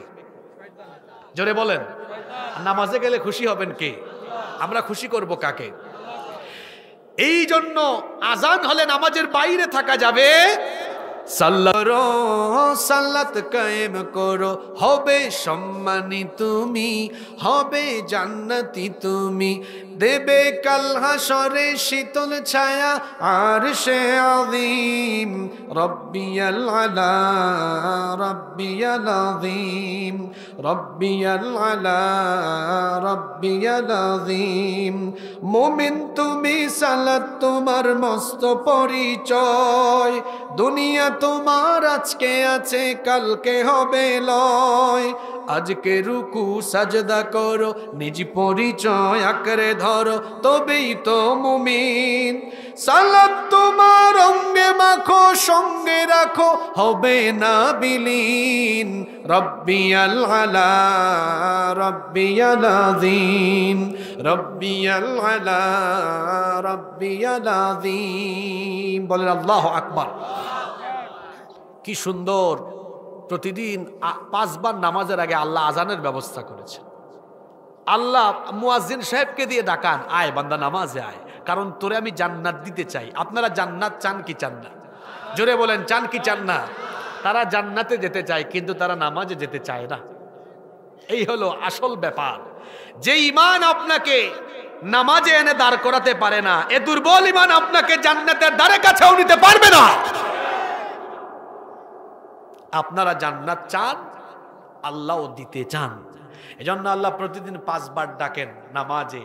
আল্লাহ মুয়াজ্জিন সাহেব কি দিয়ে ডাকান, আয় না বান্দা নামাজে আয়, আমাকে এসে সাজদা দে, আমাকে সাজদা দিয়ে নামাজের মাধ্যমে তোর জন্য বানানো জান্নাতের চাবি আমার কাছ থেকে নিয়ে নে। সুবহানাল্লাহ। শয়তান ছিল জান্নাতে, জান্নাত থেকে বের হয়েছে কয়টা সাজদা না দেওয়ার কারণে? জোরে বলেন, কয়টা? আরো জোরে, কয়টা? কয়টা? এক সাজদা না দিয়ে জান্নাত থেকে আউট। প্রতিদিন 5 ওয়াক্ত নামাজে সাজদা কয়টা জানেন? শুধু ফরজের সাজদা হলো 34টা। কয়টা? শুধু ফরজ, সুন্নত নফল বাদ দিয়ে শুধু ফরজ হলো কয়টা? ইন্না লিল্লাহি ওয়া ইন্না ইলাইহি রাজিউন। একটা সাজদা না দিয়ে ইবলিস আউট। আর ডেইলি আমার 5 ওয়াক্ত ফরজের সাজদার সংখ্যা হলো কয়টা? জোরে বলেন, কয়টা? এক সাজদা না দিয়ে যদি ইবলিস জাহান্নামী হয়, তো আমার 34টা ফরজ সাজদা না দিয়ে আমার কি অবস্থা হবে কখনো ভেবে দেখেছেন, চিন্তা করেছেন? আল্লাহর নবী বলেছেন, বাইনাল আবদি ওয়া বাইনাল কুফরি তারকুস সালাহ। আল্লাহর বান্দা আর কাফিরের মধ্যে পার্থক্য হলো নামাজ ছেড়ে দেওয়া। আল্লাহর বান্দা নামাজ ছাড়তে কোরআন হাদিসের পাশাপাশি কিছু বাস্তবিক কথা বলি, যাতে আপনাদের তালাবদ্ধ অন্তরের তালা খুলে। এখানে যদি রাস্তায় ভয়াবহ কোনো সড়ক দুর্ঘটনায় 4-5 জন ব্যক্তি মারা যায়, তাদের মাথা যদি থেতলে যায়, মাথার অস্তিত্ব না থাকে, ডিএনএ টেস্ট ছাড়া মাথা থেকে গলা পর্যন্ত এই দেহগুলো দেখে কি ব্যক্তি শনাক্ত করা যাবে? জোরে বলতে হবে। তাহলে ব্যক্তি দ্রুত শনাক্ত করা যায় তার চেহারা দেখে, তার মাথা দেখে। তাহলে 3.5 হাত এই বডির সবচেয়ে গুরুত্বপূর্ণ অংশ হলো কি? এই মাথা। এই ইসলামের ইবাদতের মাথা কি জানেন? আস-সালাতু হিয়া রাসুল ইবাদাহ। ইসলামে যত ইবাদত আছে সব ইবাদতের মগজ, মাথা হলো নামাজ। বলেন ইসলামের ইবাদতের মগজ কি? সবাই বলেন। মাথা ছাড়া যেমন রাস্তায় পড়ে থাকা 5টি লাশের পরিচয় পাওয়া যায় না, তেমনি ইসলামের গুরুত্বপূর্ণ ইবাদত নামাজ বাদ দিয়ে ওয়াজ মাহফিলে আসে, ওয়াজ মাহফিলে বক্তৃতা করে শ্রোতা, ওয়াজ শুনে সভাপতি, সেক্রেটারি, এরপরে আয়োজক কমিটি, স্বেচ্ছাসেবকও যারা হয়েছে, ইসলামের ইবাদতের মগজ নামাজ বাদ দিয়ে যত ইবাদতই করুক না কেন, মাথা ছাড়া যেমন মানুষের পরিচয় পাওয়া যায় না, নামাজ ছাড়াও মুসলমানের আসল পরিচয় পাওয়া যায় না। মুসলমানের আসল পরিচয় হয় কি দিয়ে? জোরে বলেন কি দিয়ে? নামাজ দিয়ে। নামাজ দিয়ে। জিহাদ পড়ে নামাজ হলো আগে। এই জন্য তো বলা হয় মান আকামাস সালাতা ফাকাদ আকামাদ-দ্বীন। যে ব্যক্তি নামাজ কায়েম করলো সে যেন দিন কায়েম করলো। সুবহানাল্লাহ। এটা কেমন ইবাদত? লা সালাতা লিমান লা দীনা লাহু। যার মধ্যে নামাজ নাই তার মধ্যে ইমানই কি নাই? এক ইমান আলী কই, হুজুর কে বলছে ইমান নাই? আমার বাপ তোমার নামই রেখে দিছে ইমান আলী। বাংলাদেশে বেশিরভাগ মানুষের নামের সাথে কামের কোনো, বাপ নাম রেখেছে ফজর আলী। ফজর আলী ফজরের নামাজ পড়ে না, ঘুম থেকে উঠে সকাল 10টায়। বাবা নাম রেখেছে জোহর আলী। জোহর আলীর ঘুম ভাঙে না, কিংবা সে জোহর আলী অন্যান্য কাজে ব্যস্ত থাকে, জোহর পড়ে না। বাবা নাম রেখেছে রমজান আলী। রমজান আলী রমজান মাসে দুপুরবেলা গাঞ্জা টানে। বাবা নাম রেখেছে কুরবান আলী। সামর্থ্য আছে, কিপটা বেটা, কুরবানি দেয় না। বাপ নাম রেখেছে ইমান আলী। ইমান আলী হজ করে 2-3 বার, নামের আগে হাজি না আল হাজ লাগিয়ে দিয়েছে। অথচ ইমান আলীর বাস্তব জীবন হলো সুদ, ঘুষ, এমন কোনো হারাম নাই যে হারামের সাথে সম্পৃক্ত নাই। ইমান আলীর নাম ইমান আলী হলেও তার এই সব কর্মযজ্ঞের কারণে, অপকর্মের কারণে আল্লাহর খাতায় সে ইমানদার নয়, সে বেঈমান, সে মুনাফিক। যে ব্যক্তি নামাজ আদায় করে না তার পরিচয় আর মুসলমান থাকতে পারে? আমরা মুমিন হয়ে মরতে চাই, মুমিন হয়ে মরতে চাই। আল্লাহর সামনে যেদিন দাঁড়াবো, প্রথম প্রশ্ন যদি আল্লাহ করেন নামাজ পড়েছো কিনা, আমরা যাতে বলতে পারি আল্লাহ নামাজে হয়তো আমার ভুল ভ্রান্তি থাকতে পারে, আদায় করতে গিয়ে হয়তো কিছু গাফলতি, কিছু ভুল থাকতে পারে, কিন্তু আল্লাহ আমি তোমার এমন বান্দা, আমি কখনো নামাজ ছেড়ে থাকি নাই। আল্লাহু আকবার। এরকম যেন আপনি বলতে পারেন আল্লাহ আমি নামাজ কখনো তরক করি নাই। এই নামাজ ছাড়া জান্নাতের গন্ধ পাওয়া যাবে। যুবক ভাইদের কি হলো? তাদেরকে নামাজে পাওয়া যায় না। ও আমার যুবক ভাইয়েরা, এই যৌবনকাল হলো আল্লাহকে বেশি বেশি সাজদা দেওয়ার বয়স। কারণ বুড়া কালে মেরুদণ্ড ব্যথা থাকতে পারে, কোমরে ব্যথা থাকতে পারে, রুকু সাজদা ঠিকঠাক মতো হয়তো নাও দিতে পারেন। যৌবনকালের সিজদা এত দামি, যদি মাগুরার যুবক ছেলেরা এই যৌবনকাল আল্লাহর ইবাদতে বিলীন করতে পারে, আল্লাহ হাসরের মাঠে বলবেন মাগুরা মোহাম্মদপুরের 18, 20, 22, 25, 30 বছরের ওই যুবক ছেলেগুলা কোথায়, যারা আজান হলে মসজিদে দিত? ফেরেশতারা বলবে আল্লাহ এদেরকে দিয়ে আপনি কি করবেন? আল্লাহ বলবেন কি করব জানা না? তার গোটা যৌবনকাল সে আমারে দিয়ে দিল। আজ এই হাসরের ময়দানে এই প্রচন্ড ভয়াবহ অবস্থার মধ্যে সূর্য মাথার নিকটে চলে এসেছে, মাথার চাঁদি ফেটে যাচ্ছে, মানুষের জমি তামা হয়ে গিয়েছে, তাদের তো কষ্ট হচ্ছে। 18, 20, 22, 25, 30 বছরের ওই যুবক ছেলেগুলারে ডেকে আনো, আমি তাদেরকে আজ আমার আরশের ছায়ার নিচে জায়গা দিতে চাই। মোহাম্মদপুরের, আমার কি সুন্দর নাম আপনাদের এলাকার, মোহাম্মদপুর। মোহাম্মদপুরের যুবক ভাইয়েরা কি মুহাম্মাদুর রাসূলুল্লাহ সাল্লাল্লাহু আলাইহি ওয়াসাল্লামের খাঁটি উম্মত হয়ে 5 ওয়াক্ত নামাজের আমল তাদের জীবনে নিশ্চিত করতে পারবে না? পারবে কিনা?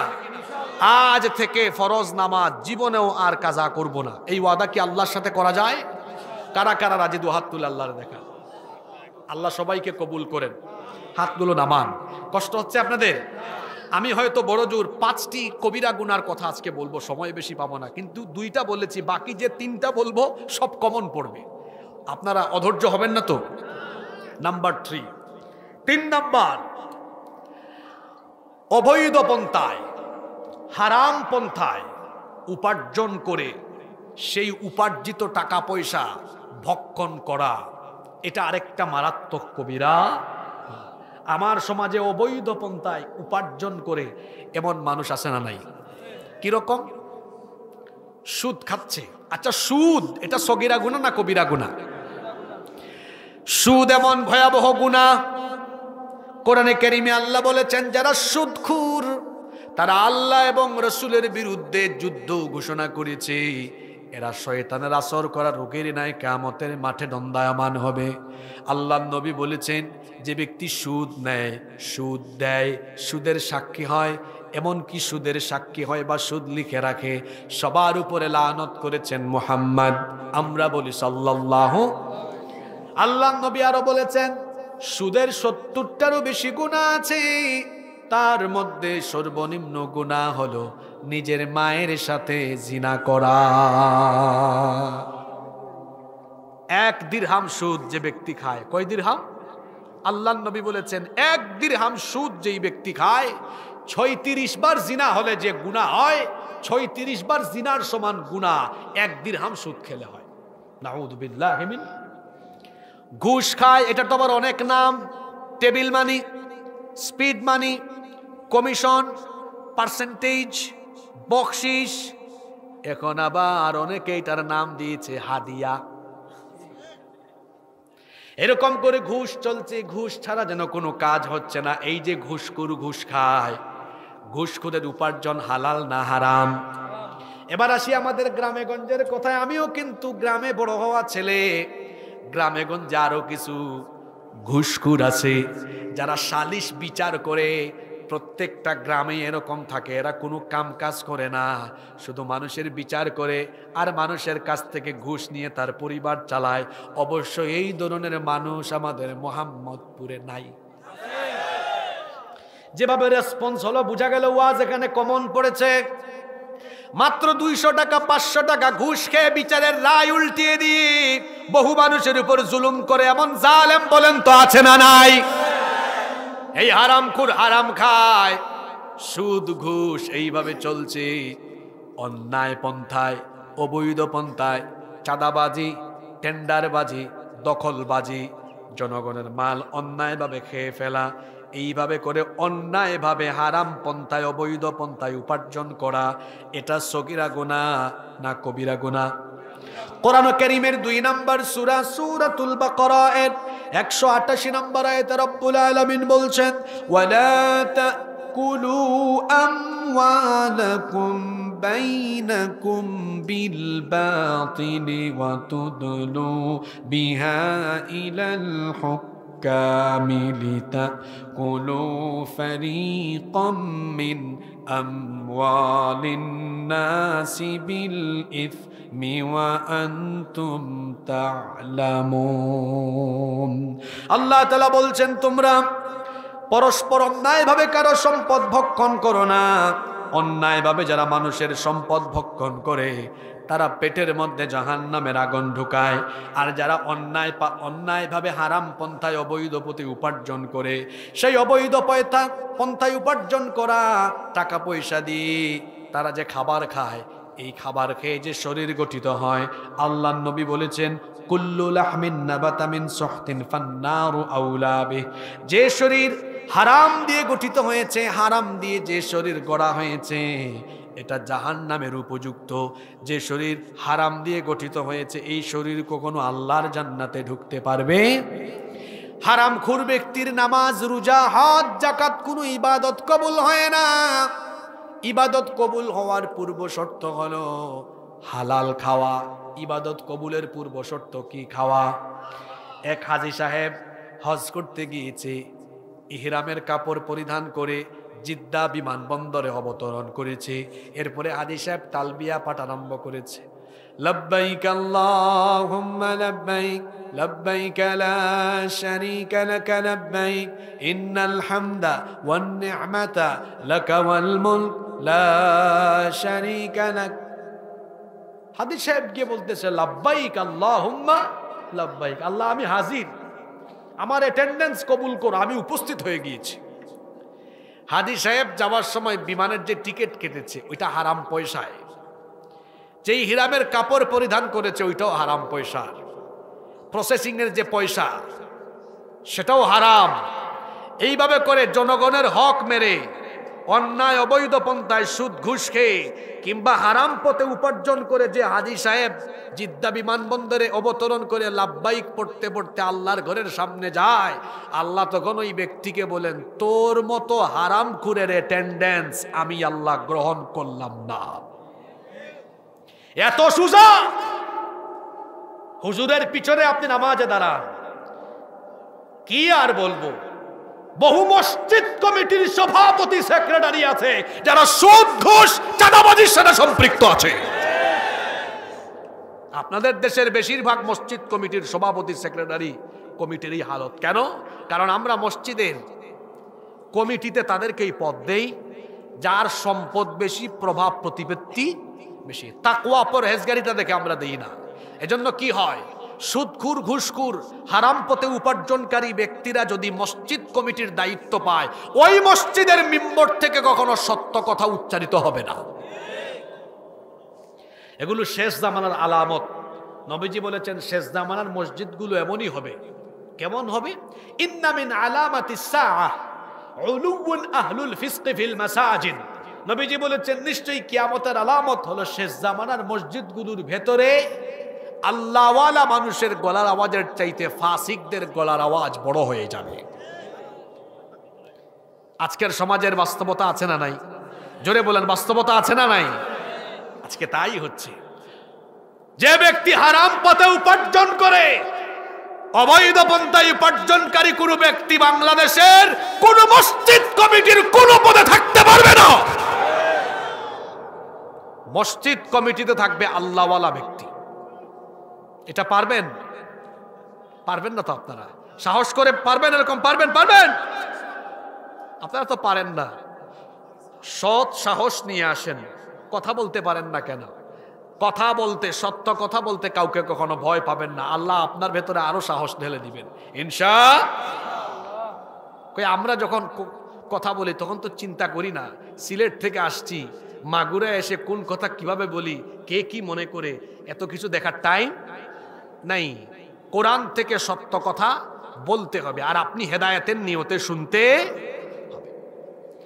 তাহলে 3 নাম্বার গুরুত্বপূর্ণ পয়েন্ট, হারামখোর যে হারাম পন্থায় উপার্জন করে খায় সে কবিরা গুনাহ করে, আর তার কোনো ইবাদত আল্লাহর দরবারে কবুল।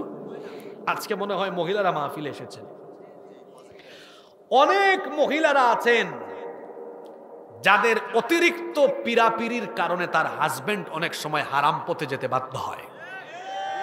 কিরকম? ওই যে চাহিদা বেশি। কি গো, তোমার সাথে তোমার সমবয়সী, তোমার অমুক ফ্রেন্ড, তার গাড়ি বাড়ি এটা ওইটা অনেক কিছু হয়ে গেছে, তোমার হয় না কেন? লোকটার তো হয় না, সে ভালো মানুষ, হারাম পথে উপার্জন করে না। এখন বউয়ের চাপ খাইতে খাইতে বউয়ের চাহিদা মেটানোর জন্য অবশেষে লোকটা হারাম পথে উপার্জন আরম্ভ করে দিল। এরকম হয় কি হয় না? আমি আমার বোনদেরকে অনুরোধ করব, আপনি আপনার স্বামীকে, আপনি আপনার পরিবারের সদস্যদেরকে বুঝাবেন, শোনো আমাদেরকে যেটা খাওয়াচ্ছ এখানে যেন হারাম না ঢুকে, খবরদার, নইলে তুমিও জাহান্নামে যাবে, আমরাও জাহান্নামে যাব। পৃথিবীতে হালাল খাওয়া একটা চ্যালেঞ্জের ব্যাপার। হালাল খাওয়া কিসের ব্যাপার? চাকরি করলেও চ্যালেঞ্জ, ব্যবসা করলেও। রাগ করবেন না তো? মনে করেন আমি নিজেও একজন শিক্ষক, আমার প্রতিষ্ঠান আছে।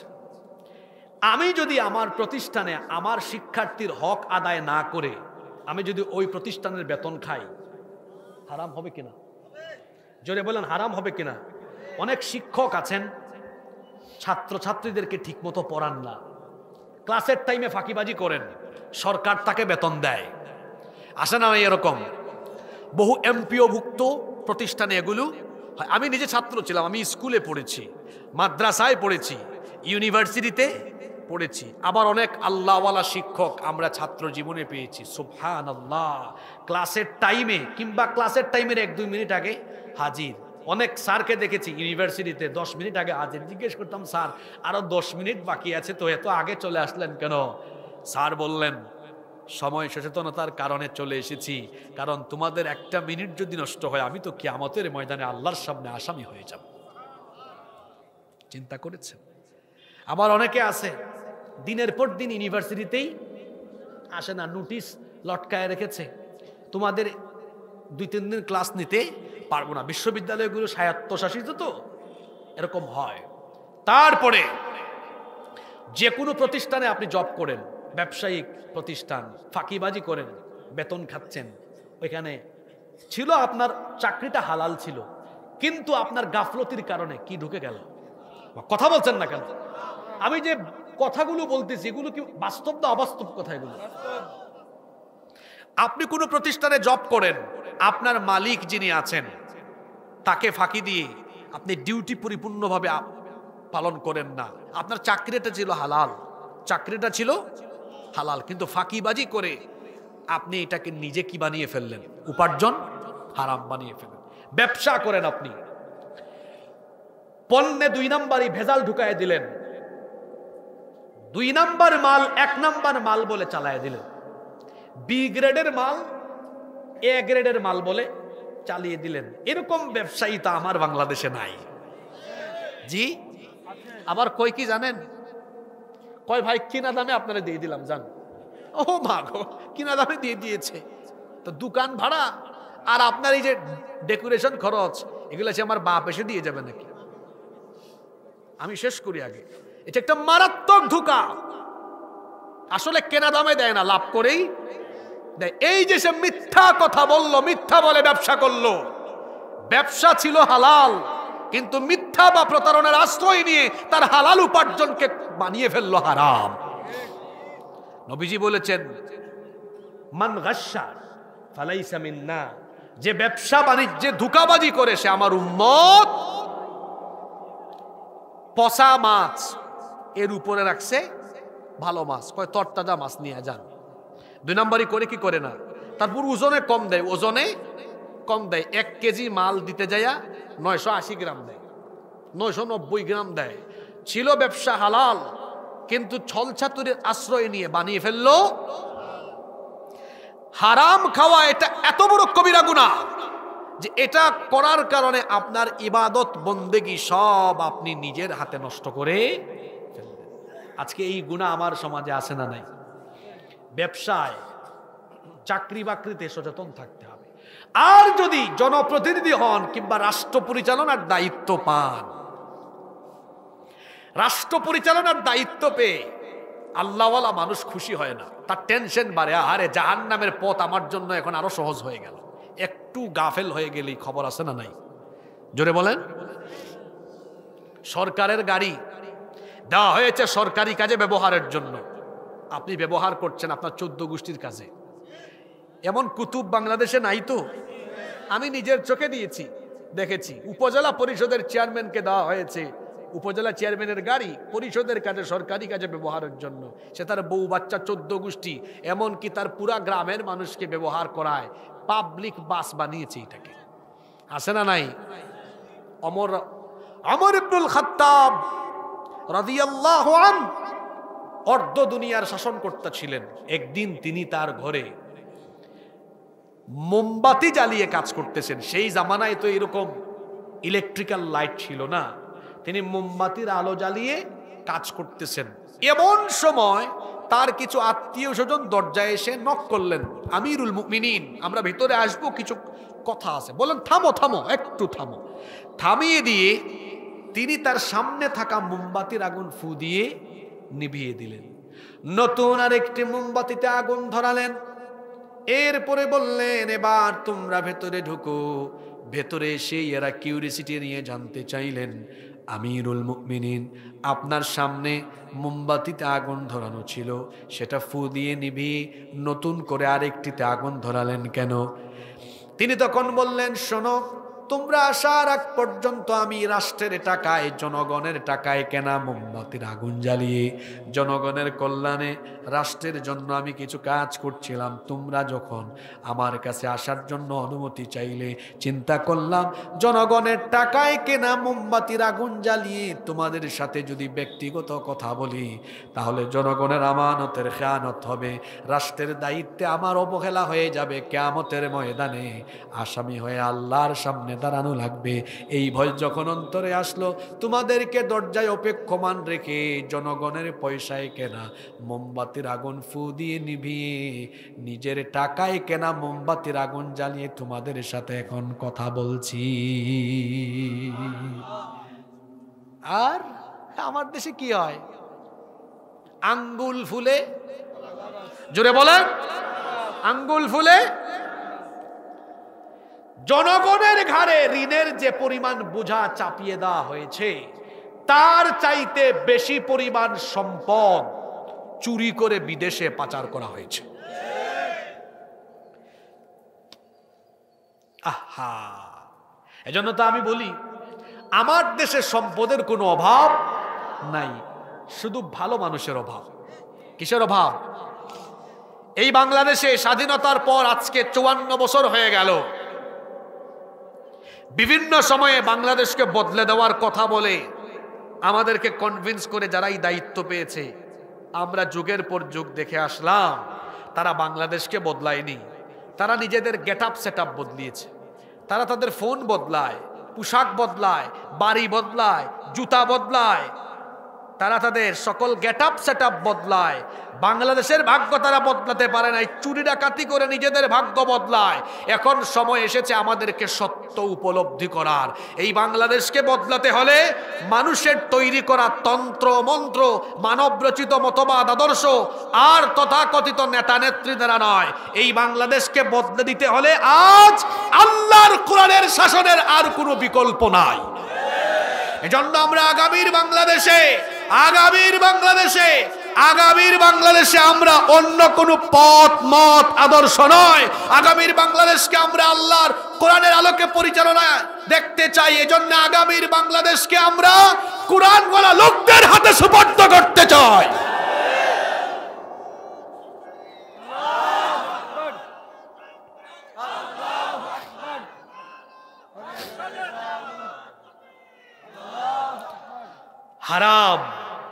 হারাম খাওয়া যাবে না, মনে রাখবেন, হারামে নাই কোনো আরাম, হারামে নাই কোনো, হারামে আরাম নাই।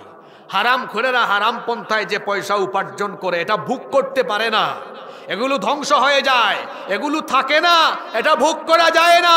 এদের উপর বিপদ আসে, মুসিবত আসে, কঠিন কঠিন রোগবালাই আসে। হারাম পন্থায় যা কামায়, যে যত দ্রুত আসে তত দ্রুত সেগুলো ধ্বংস। হালাল অল্প হুক, সেটার ভেতরে বরকত যিনি দিয়ে দেন তিনি কে? আজকের এই পয়েন্টের চুম্বক লাইন, চুম্বক অংশ মনে রাখবেন। কি সেটা? পৃথিবীতে হালাল খাওয়া এটা সবচেয়ে বড় চ্যালেঞ্জের ব্যাপার। মনে থাকবে, যতই চ্যালেঞ্জ হোক আমরা নিজেদেরকে হালাল পথে রাখবো। জুড়ে বলেন ইনশাআল্লাহ। কয়টা কবিরা গুনার কথা বললাম? আচ্ছা, যে তিনটার কথা বললাম এগুলো সমাজে নাই তো? নাম্বার 4 কি আসেন তো সবাই? ঘুম আসছে নাকি? 4 নাম্বার, এই কোরআন এটা কার কিতাব? জোরে বলেন। এটা আল্লাহর কিতাব। আল্লাহ কেন দিয়েছেন এটা? আমরা শুধু তিলাওয়াত করব, আর এটা দিয়ে তাবিজ লিখবো, আর মাঝে মাঝে ঝাড়ফুঁক করব। এজন্য কি কোরআন দেওয়া হয়েছে? জোরে বলেন। আমরা কিভাবে পৃথিবীতে চলবো, আমার ব্যক্তিগত জীবন, আমার পারিবারিক জীবন, আমার সমাজ, আমার দেশ, সব কিভাবে চলবে, সব কিছু কোরআনে কারিমে আছে না নাই? জোরে বলেন আছে না নাই? এটি পরিপূর্ণ, পূর্ণাঙ্গ, চূড়ান্ত সংবিধান। আমাদের জীবন পরিচালনার জন্য যা কিছু দরকার সব এই কোরআনে আছে না নাই? হুকুম, অর্ডার, হুকুম এবং অর্ডার পৃথিবীতে একমাত্র যার চলবে তিনি কে? ইনিল হুকমু ইল্লা লিল্লাহ। আল্লাহ ছাড়া অন্য কারো হুকুম চলবে? আপনাদের এলাকার মসজিদে আমার দিকে তাকান, কথায় আছে শেষ ভালো যার, সব ভালো। এই কথাগুলো শুনে যান। আমাদের মসজিদে যদি ইমাম সাহেব আগামী জুমাবারে বলেন, সম্মানিত মুসল্লিবৃন্দ, সম্মানিত কমিটি, দায়িত্বশীল বৃন্দ, আমাদের এই মসজিদ আল্লাহর আইনের ভিত্তিতে পরিচালিত হবে, এই কথা বললে কেউ কি বেজার হবেন? জুড়ে বলতে হবে, বেজার হবেন? সভাপতি সাহেব বলবেন, হুজুর আপনি ঠিক কথাই বলেছেন, আমাদের মসজিদ আল্লাহর আইনে পরিচালিত হোক, এটা আমি চাই। সেক্রেটারিও চায়, কোষাধ্যক্ষ, অন্যান্য দায়িত্বশীল এবং সকল মুসল্লি এটা চায়।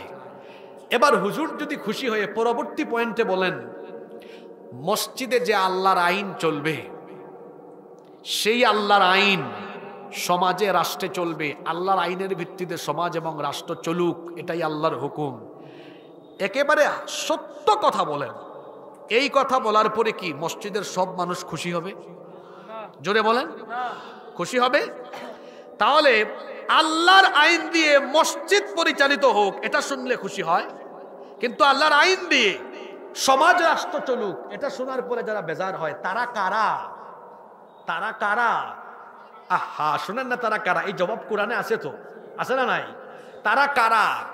তারা হলো ওরা অপরাধ আর অন্যায় জগতে নেতৃত্ব দিয়ে হারাম পয়সা উপার্জন করে হারামের উপরে যারা তাদের ভিত্তি করেছে, একমাত্র সেই সকল হারাম খুরেরাই আল্লাহর আইনের বিরোধিতা করে। কথা কি পরিষ্কার না ভেজাল আছে? 4 নাম্বার পয়েন্ট, পৃথিবীতে যদি কোনো মানুষ আল্লাহর আইন প্রতিষ্ঠার সংগ্রাম বাদ দিয়ে, আমি 2 ভাই দিয়ে বুঝাই, আমার দিকে তাকান, অন্য কোনো উদাহরণ দিলে তো আপনারা জোর কইরা আপনাদের উপর টাইনা নিয়ে আসবেন। গত বছর করতেছিলাম এক জায়গায় ফেরাউনের ওয়াজ, তখন আমার ডান পাশে একজন বসা, উনি আমাকে স্লিপ দিয়ে বললেন, হুজুর আজকে এই বিষয়টা বাদ দিয়ে অন্য কিছু বললে ভালো হইতো। আমি বললাম কেন? কয় না, রাজনীতির কোনো কথা বলা যাবে না। আমি বললাম চলতেছে ফেরাউনের ওয়াজ, আপনি আপনার গায়ে টেনে নিয়ে আসলেন, বুঝলাম না ব্যাপার। মিশরের ফেরাউনের ওয়াজ আপনি আপনার গায়ে টেনে আনলেন কেন? অনেক এরকম আছে না, নিজে জোর করে তার গায়ে কি করে টেনে নিয়ে আসে। তো আমি এই জন্য এই 2 ভাই দিয়ে উদাহরণ দিই, আপনারা কিছু মনে করেন না। মনে করেন এই ভাই নিজে একটা দল গঠন করে তার আদর্শ তৈরি করেছেন, এই ভাই আরেকটা দল গঠন করে তার আদর্শ তৈরি করেছেন, আর আমি আপনাদেরকে বললাম আল্লাহ আমাদেরকে আইন দিয়ে দিয়েছেন, এই আইনের ভিত্তিতে আমাদের সব চলবে। এখন আল্লাহর আইন বাদ দিয়ে এই যে ওনারা 2 জন নিজেরা আল্লাহর আইনের বিরুদ্ধে আইন বানালেন, এর মাধ্যমে তারা মারাত্মক কবিরা গুনাহে লিপ্ত হলেন এবং আল্লাহর আইনের বিরুদ্ধে আইন তৈরি করে সেই আইন প্রতিষ্ঠার সংগ্রাম করো, আল্লাহর সাথে শিরক করা। আজ বাংলাদেশের বহু মুসলমান আল্লাহর আইন প্রতিষ্ঠার সংগ্রাম বাদ দিয়ে মানুষের তৈরি করা আইন প্রতিষ্ঠার জন্য টাকা পয়সা, ঘাম, রক্ত, জীবন বিনিয়োগ করে এভাবে তারা আল্লাহর সাথে নাফরমানি করছে। কথা কি বোঝা যায় না? জোর করে আপনার গায়ে টেনে নিয়ে চলে গেছেন। পৃথিবীতে আমাকে একজন নবীর নাম বলেন, যেই নবী নিজে আইন বানিয়েছেন অথবা নিজে নিজে দল গঠন করে মানুষ থেকে পরামর্শ নিয়ে তারপরে সমাজ রাষ্ট্র এদের উপর চাপিয়ে দিয়েছেন, এরকম কোন নবী আছেন? জোরে বলেন আছেন? তাহলে আমাকে বলেন, সব নবীরা পৃথিবীতে কার আইন প্রতিষ্ঠার কাজ করেছেন? জোরে বলতে হবে, কার? তাহলে আমরা নবীর উম্মত, আমরা এই সমাজে আর রাষ্ট্রে যার আইন প্রতিষ্ঠা করার কাজ করা দরকার, জোরে বলেন তিনি কে? আমার আপনার নবী কার আইন প্রতিষ্ঠার কাজ করেছেন? দলিল কি? হুয়াল্লাযী আরসালা রাসূলাহু বিল হুদা ওয়া দীনিল হক লিইয়ুযহিরাহু আলা الدين كله ولو كره المشركون তিনি সেই আল্লাহ যিনি তার রাসূলকে হেদায়াত আর দ্বীনে হক সহকারে পাঠিয়েছেন। কেন? লিয়ুযহিরাহু আলা দ্বীনি কুল্লিহ, যাতে করে সকল মত এবং পথের উপরে ইসলামকে পরিপূর্ণ পূর্ণাঙ্গ বিজয়ী আদর্শ হিসেবে প্রতিষ্ঠা করতে পারেন। এজন্য নবীজিকে পাঠিয়েছেন কে? জোরে বলেন কে? আল্লাহর আইন প্রতিষ্ঠা করে 10 বছর তিনি মদিনা শাসন করে গেলেন। আর সেই নবীর উম্মত কিছুক্ষণ আপেলের পিছনে, কিছুক্ষণ ফুটবলের পিছনে, কিছুক্ষণ আপেল ভাই, কিছুক্ষণ মার্কাটাকি ফুটবল। মোমেন কখনোই মানুষের তৈরি করা আইন, পথ, মত, আদর্শ অনুসরণ করবে না। মোমেন একমাত্র আল্লাহ আর রাসূলের তরিকা অনুসরণ করবে। যুবকদের উদ্দেশ্যে কিছু কথা বলে যাই।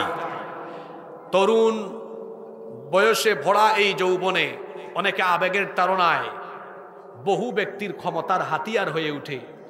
আর এই যুবকেরা না বুঝে অনেকে সামনে পিছনে মোটরসাইকেল শোডাউন করে চামচামিতে অভ্যস্ত হয়ে যায়। আমার যুবক ভাইদেরকে বলবো, আপনাদের এই যৌবন কারো চামচামির জন্য দেওয়া হয় নাই। কেন নিজেকে চামচা বানাচ্ছেন? আপনার এই যৌবন কারো চামচামির ব্যবহারের জন্য দেওয়া হয় নাই। এই যৌবনের তারুণ্য দেওয়া হয়েছে আল্লাহর জমিনে আল্লাহর দ্বীন কায়েমের জন্য।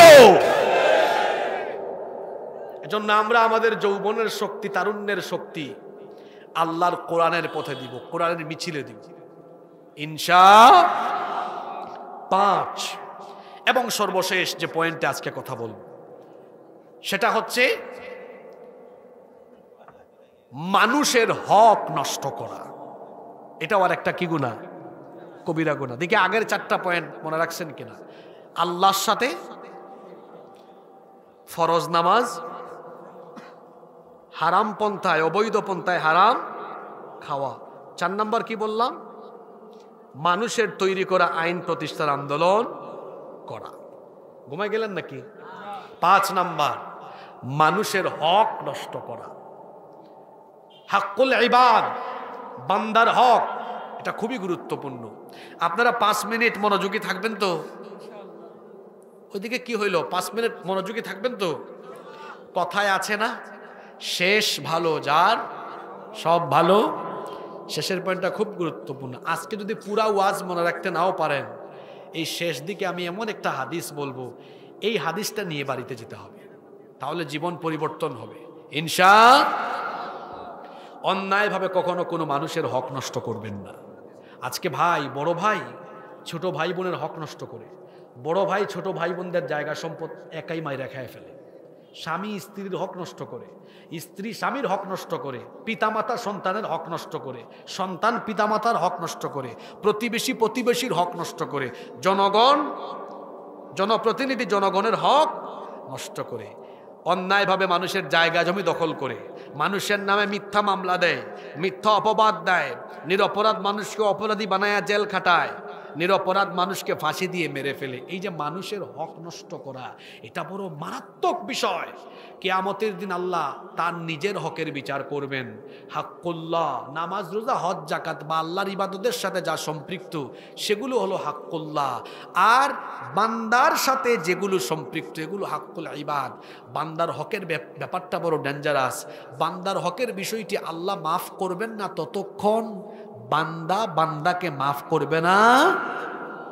এবার শোনেন, আমার দিকে তাকান, একটা হাদিস আমরা শুনি, তারপর মোনাজাত করবো ইনশাআল্লাহ। একদিন নবীজি সাহাবীদেরকে নিয়ে বসে আছেন। নবীজি সাহাবীদেরকে বললেন, আতাদরুনা মাল মুফলিস, তোমরা কি জানো আমার উম্মতের সবচেয়ে অসহায় ব্যক্তিটি কে? আচ্ছা, এই প্রশ্ন আপনাদেরকে করলে আপনারা কি বলবেন?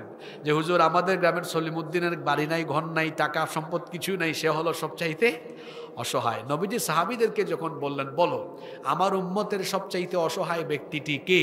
সাহাবীরা তখন বললেন, ইন্নাল মুফলিসা ফিনা মাল্লা দিরহামা লাহু ওয়ালা মাতা।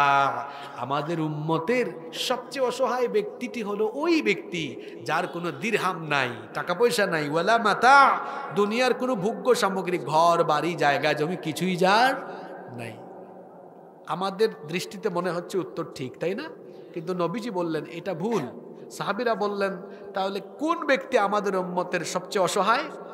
নবীজি তখন বললেন আমার উম্মতের সবচেয়ে অসহায় ব্যক্তিটি হলো সেই ব্যক্তি যে ব্যক্তি কিয়ামতের ময়দানে তার আমল নামায় ভরপুর নেকি নিয়ে দণ্ডায়মান হবে, কিন্তু কিছুক্ষণের মধ্যে তার সব নেক আমলগুলো একদম ফাঁকা হয়ে যাবে, শেষ হয়ে যাবে। আমার হাতে আপনারা একটি লিফলেট দেখছেন, লিফলেটের এই পাশটাতে লেখা আছে না, এই পাশে আছে। নবীজি বললেন আমার দিকে তাকান, বুঝেন, কোন এক ব্যক্তি হাসরের মাঠে উঠবে এইরকম আমল নামায় নেকি আর নেকি, কিন্তু কিছুক্ষণের মধ্যে এই আমলের খাতা কি হবে? ব্ল্যাঙ্ক, একদম খালি ফাঁকা হয়ে যাবে। সাহাবীরা বললেন এটা কিভাবে সম্ভব, এত নেকামল কোথায় যাবে তার? নবীজি বললেন এই ব্যক্তি নামাজ, রোজা, হজ, যাকাত, ওয়াজ মাহফিলের আয়োজন করা, বক্তা হওয়া, শ্রোতা হওয়া সবই ঠিকঠাক আছে, তার আমল আর আমল। ফেরেশতা এগুলো লিখছে, নামাজে গিয়েছে, তাহাজ্জুদ পড়েছে, এটা করেছে, ওইটা করেছে, সব আছে।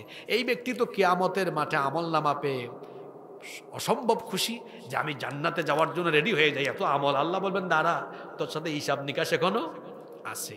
আল্লাহ ডাক দিবেন এই ব্যক্তি দুনিয়ায় যত মানুষের হক মেরেছে, হক নষ্ট করেছে, এদেরকে আনো। ওই যে বড় ভাই ছোট ভাই বোনদের হক মারছে, প্রতিবেশীর হক নষ্ট করেছে, মিথ্যা মামলা দিয়ে জেল খাটাইছেন, তারপরে আপনি চাঁদাবাজি, লুণ্ঠন যা যা করেছেন, এবার ওই মানুষগুলোকে আনা হবে। আল্লাহ বলবেন কিরে, তোর তো দুনিয়ায় ক্ষমতা ছিল, এরা দুনিয়ায় বিচারটা পায় নাই, এদের হক নষ্ট করে দিচ্ছে, আজকে বিচার হবে। বিচার করবেন কে? আল্লাহ ক্ষতিগ্রস্তদেরকে বলবেন তোমরা কি চাও? আচ্ছা, কিয়ামতের ময়দানে ক্ষতিপূরণ হিসেবে কি মানুষ টাকা পয়সা, বাড়ি গাড়ি, সম্পদ চাইবে? সবার কি দরকার? আল্লাহ বলবেন তোমরা কি চাও? এই ক্ষতিগ্রস্ত ব্যক্তি বলবে আল্লাহ আজকে আমাদের আমলের দরকার, সে আমাদের যে হক নষ্ট করেছে এই ক্ষতিপূরণ হিসাবে আজকে তার কাছ থেকে আমলনামা আমাদেরকে ট্রান্সফার করে দেন। আল্লাহ বলবেন দে, শোনেন দে।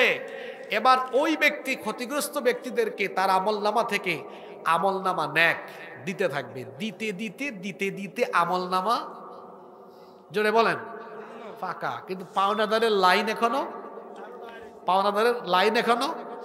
নবীজি বলছেন এইভাবে এত নেকি নিয়ে হাসরের মাঠে উঠার পরেও মানুষের হক নষ্ট করার কারণে ক্ষতিগ্রস্ত ব্যক্তিদেরকে তার নিজের আমল দেওয়ার পরে যেই ব্যক্তি আমল শূন্য হয়ে জাহান্নামে যাবে ওই ব্যক্তি হলো আমার উম্মতের সবচাইতে অসহায়। আমরা কি সেই রকম অসহায় ব্যক্তি হতে চাই? জোরে বলতে হবে, হতে চাই?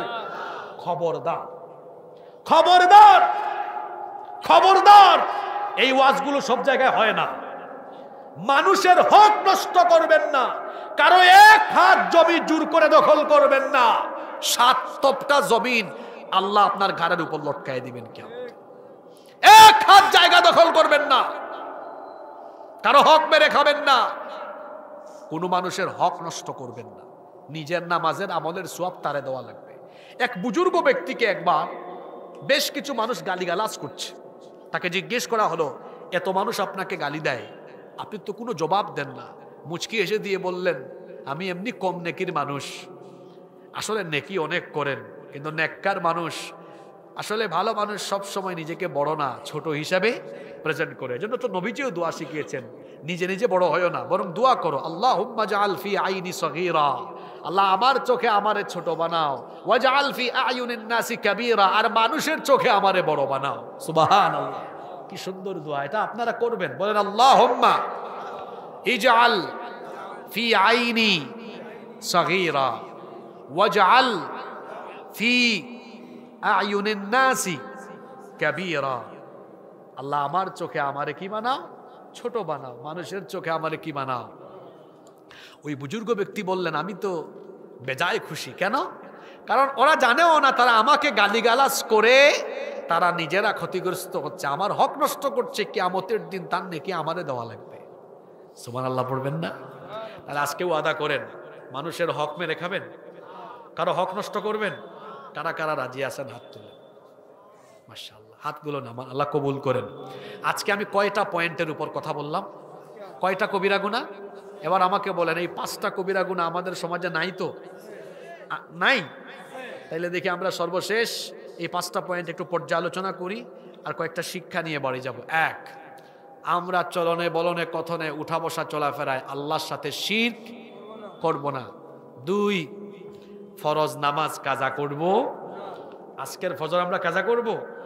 কেমন করে ঘুমাও তুমি, কেমন করে ঘুমাও তুমি, ফজর করে কাজা, এমন তো হতে পারে জোহরে জানাজা। হতে পারে কি পারে না? খবরদার না, খবরদার নামাজ ছাড়বেন না। 3, হারাম খাওয়া যাবে। 4 নাম্বার কি বলেছি? মানুষের তৈরি করা আইন প্রতিষ্ঠা সংগ্রামে নিজেকে সামিল করা। তাহলে সবাই আমরা কোরআনের আন্দোলনে, ইসলামী আন্দোলনে সামিল হব। রাজি আছেন তো? 5, মানুষের হক নষ্ট করা যাবে না। যে 5টা পয়েন্টে আলোচনা করলাম, আমার তো মনে হয় এই 5টা বিষয় ঠিক করলে একজন মানুষের জীবন সুন্দর হয়ে যাবে। ঠিক না? নামাজ ঠিক, হারাম যদি না খায়, আর মানুষের হক যদি নষ্ট না করে, তাহলে তো এই ব্যক্তির জীবন জান্নাতি পথে পরিচালিত হয়ে যাবে ইনশাআল্লাহ। এই কথাগুলো আমাদের সবাইকে আমলের তৌফিক দান করেন। বেশ লম্বা সময় আমি আলাপ করলাম, কথা বললাম, আপনারাও বড় ধৈর্যশীল। আল্লাহ তাআলা আমাদের সবাইকে কবুল করেন।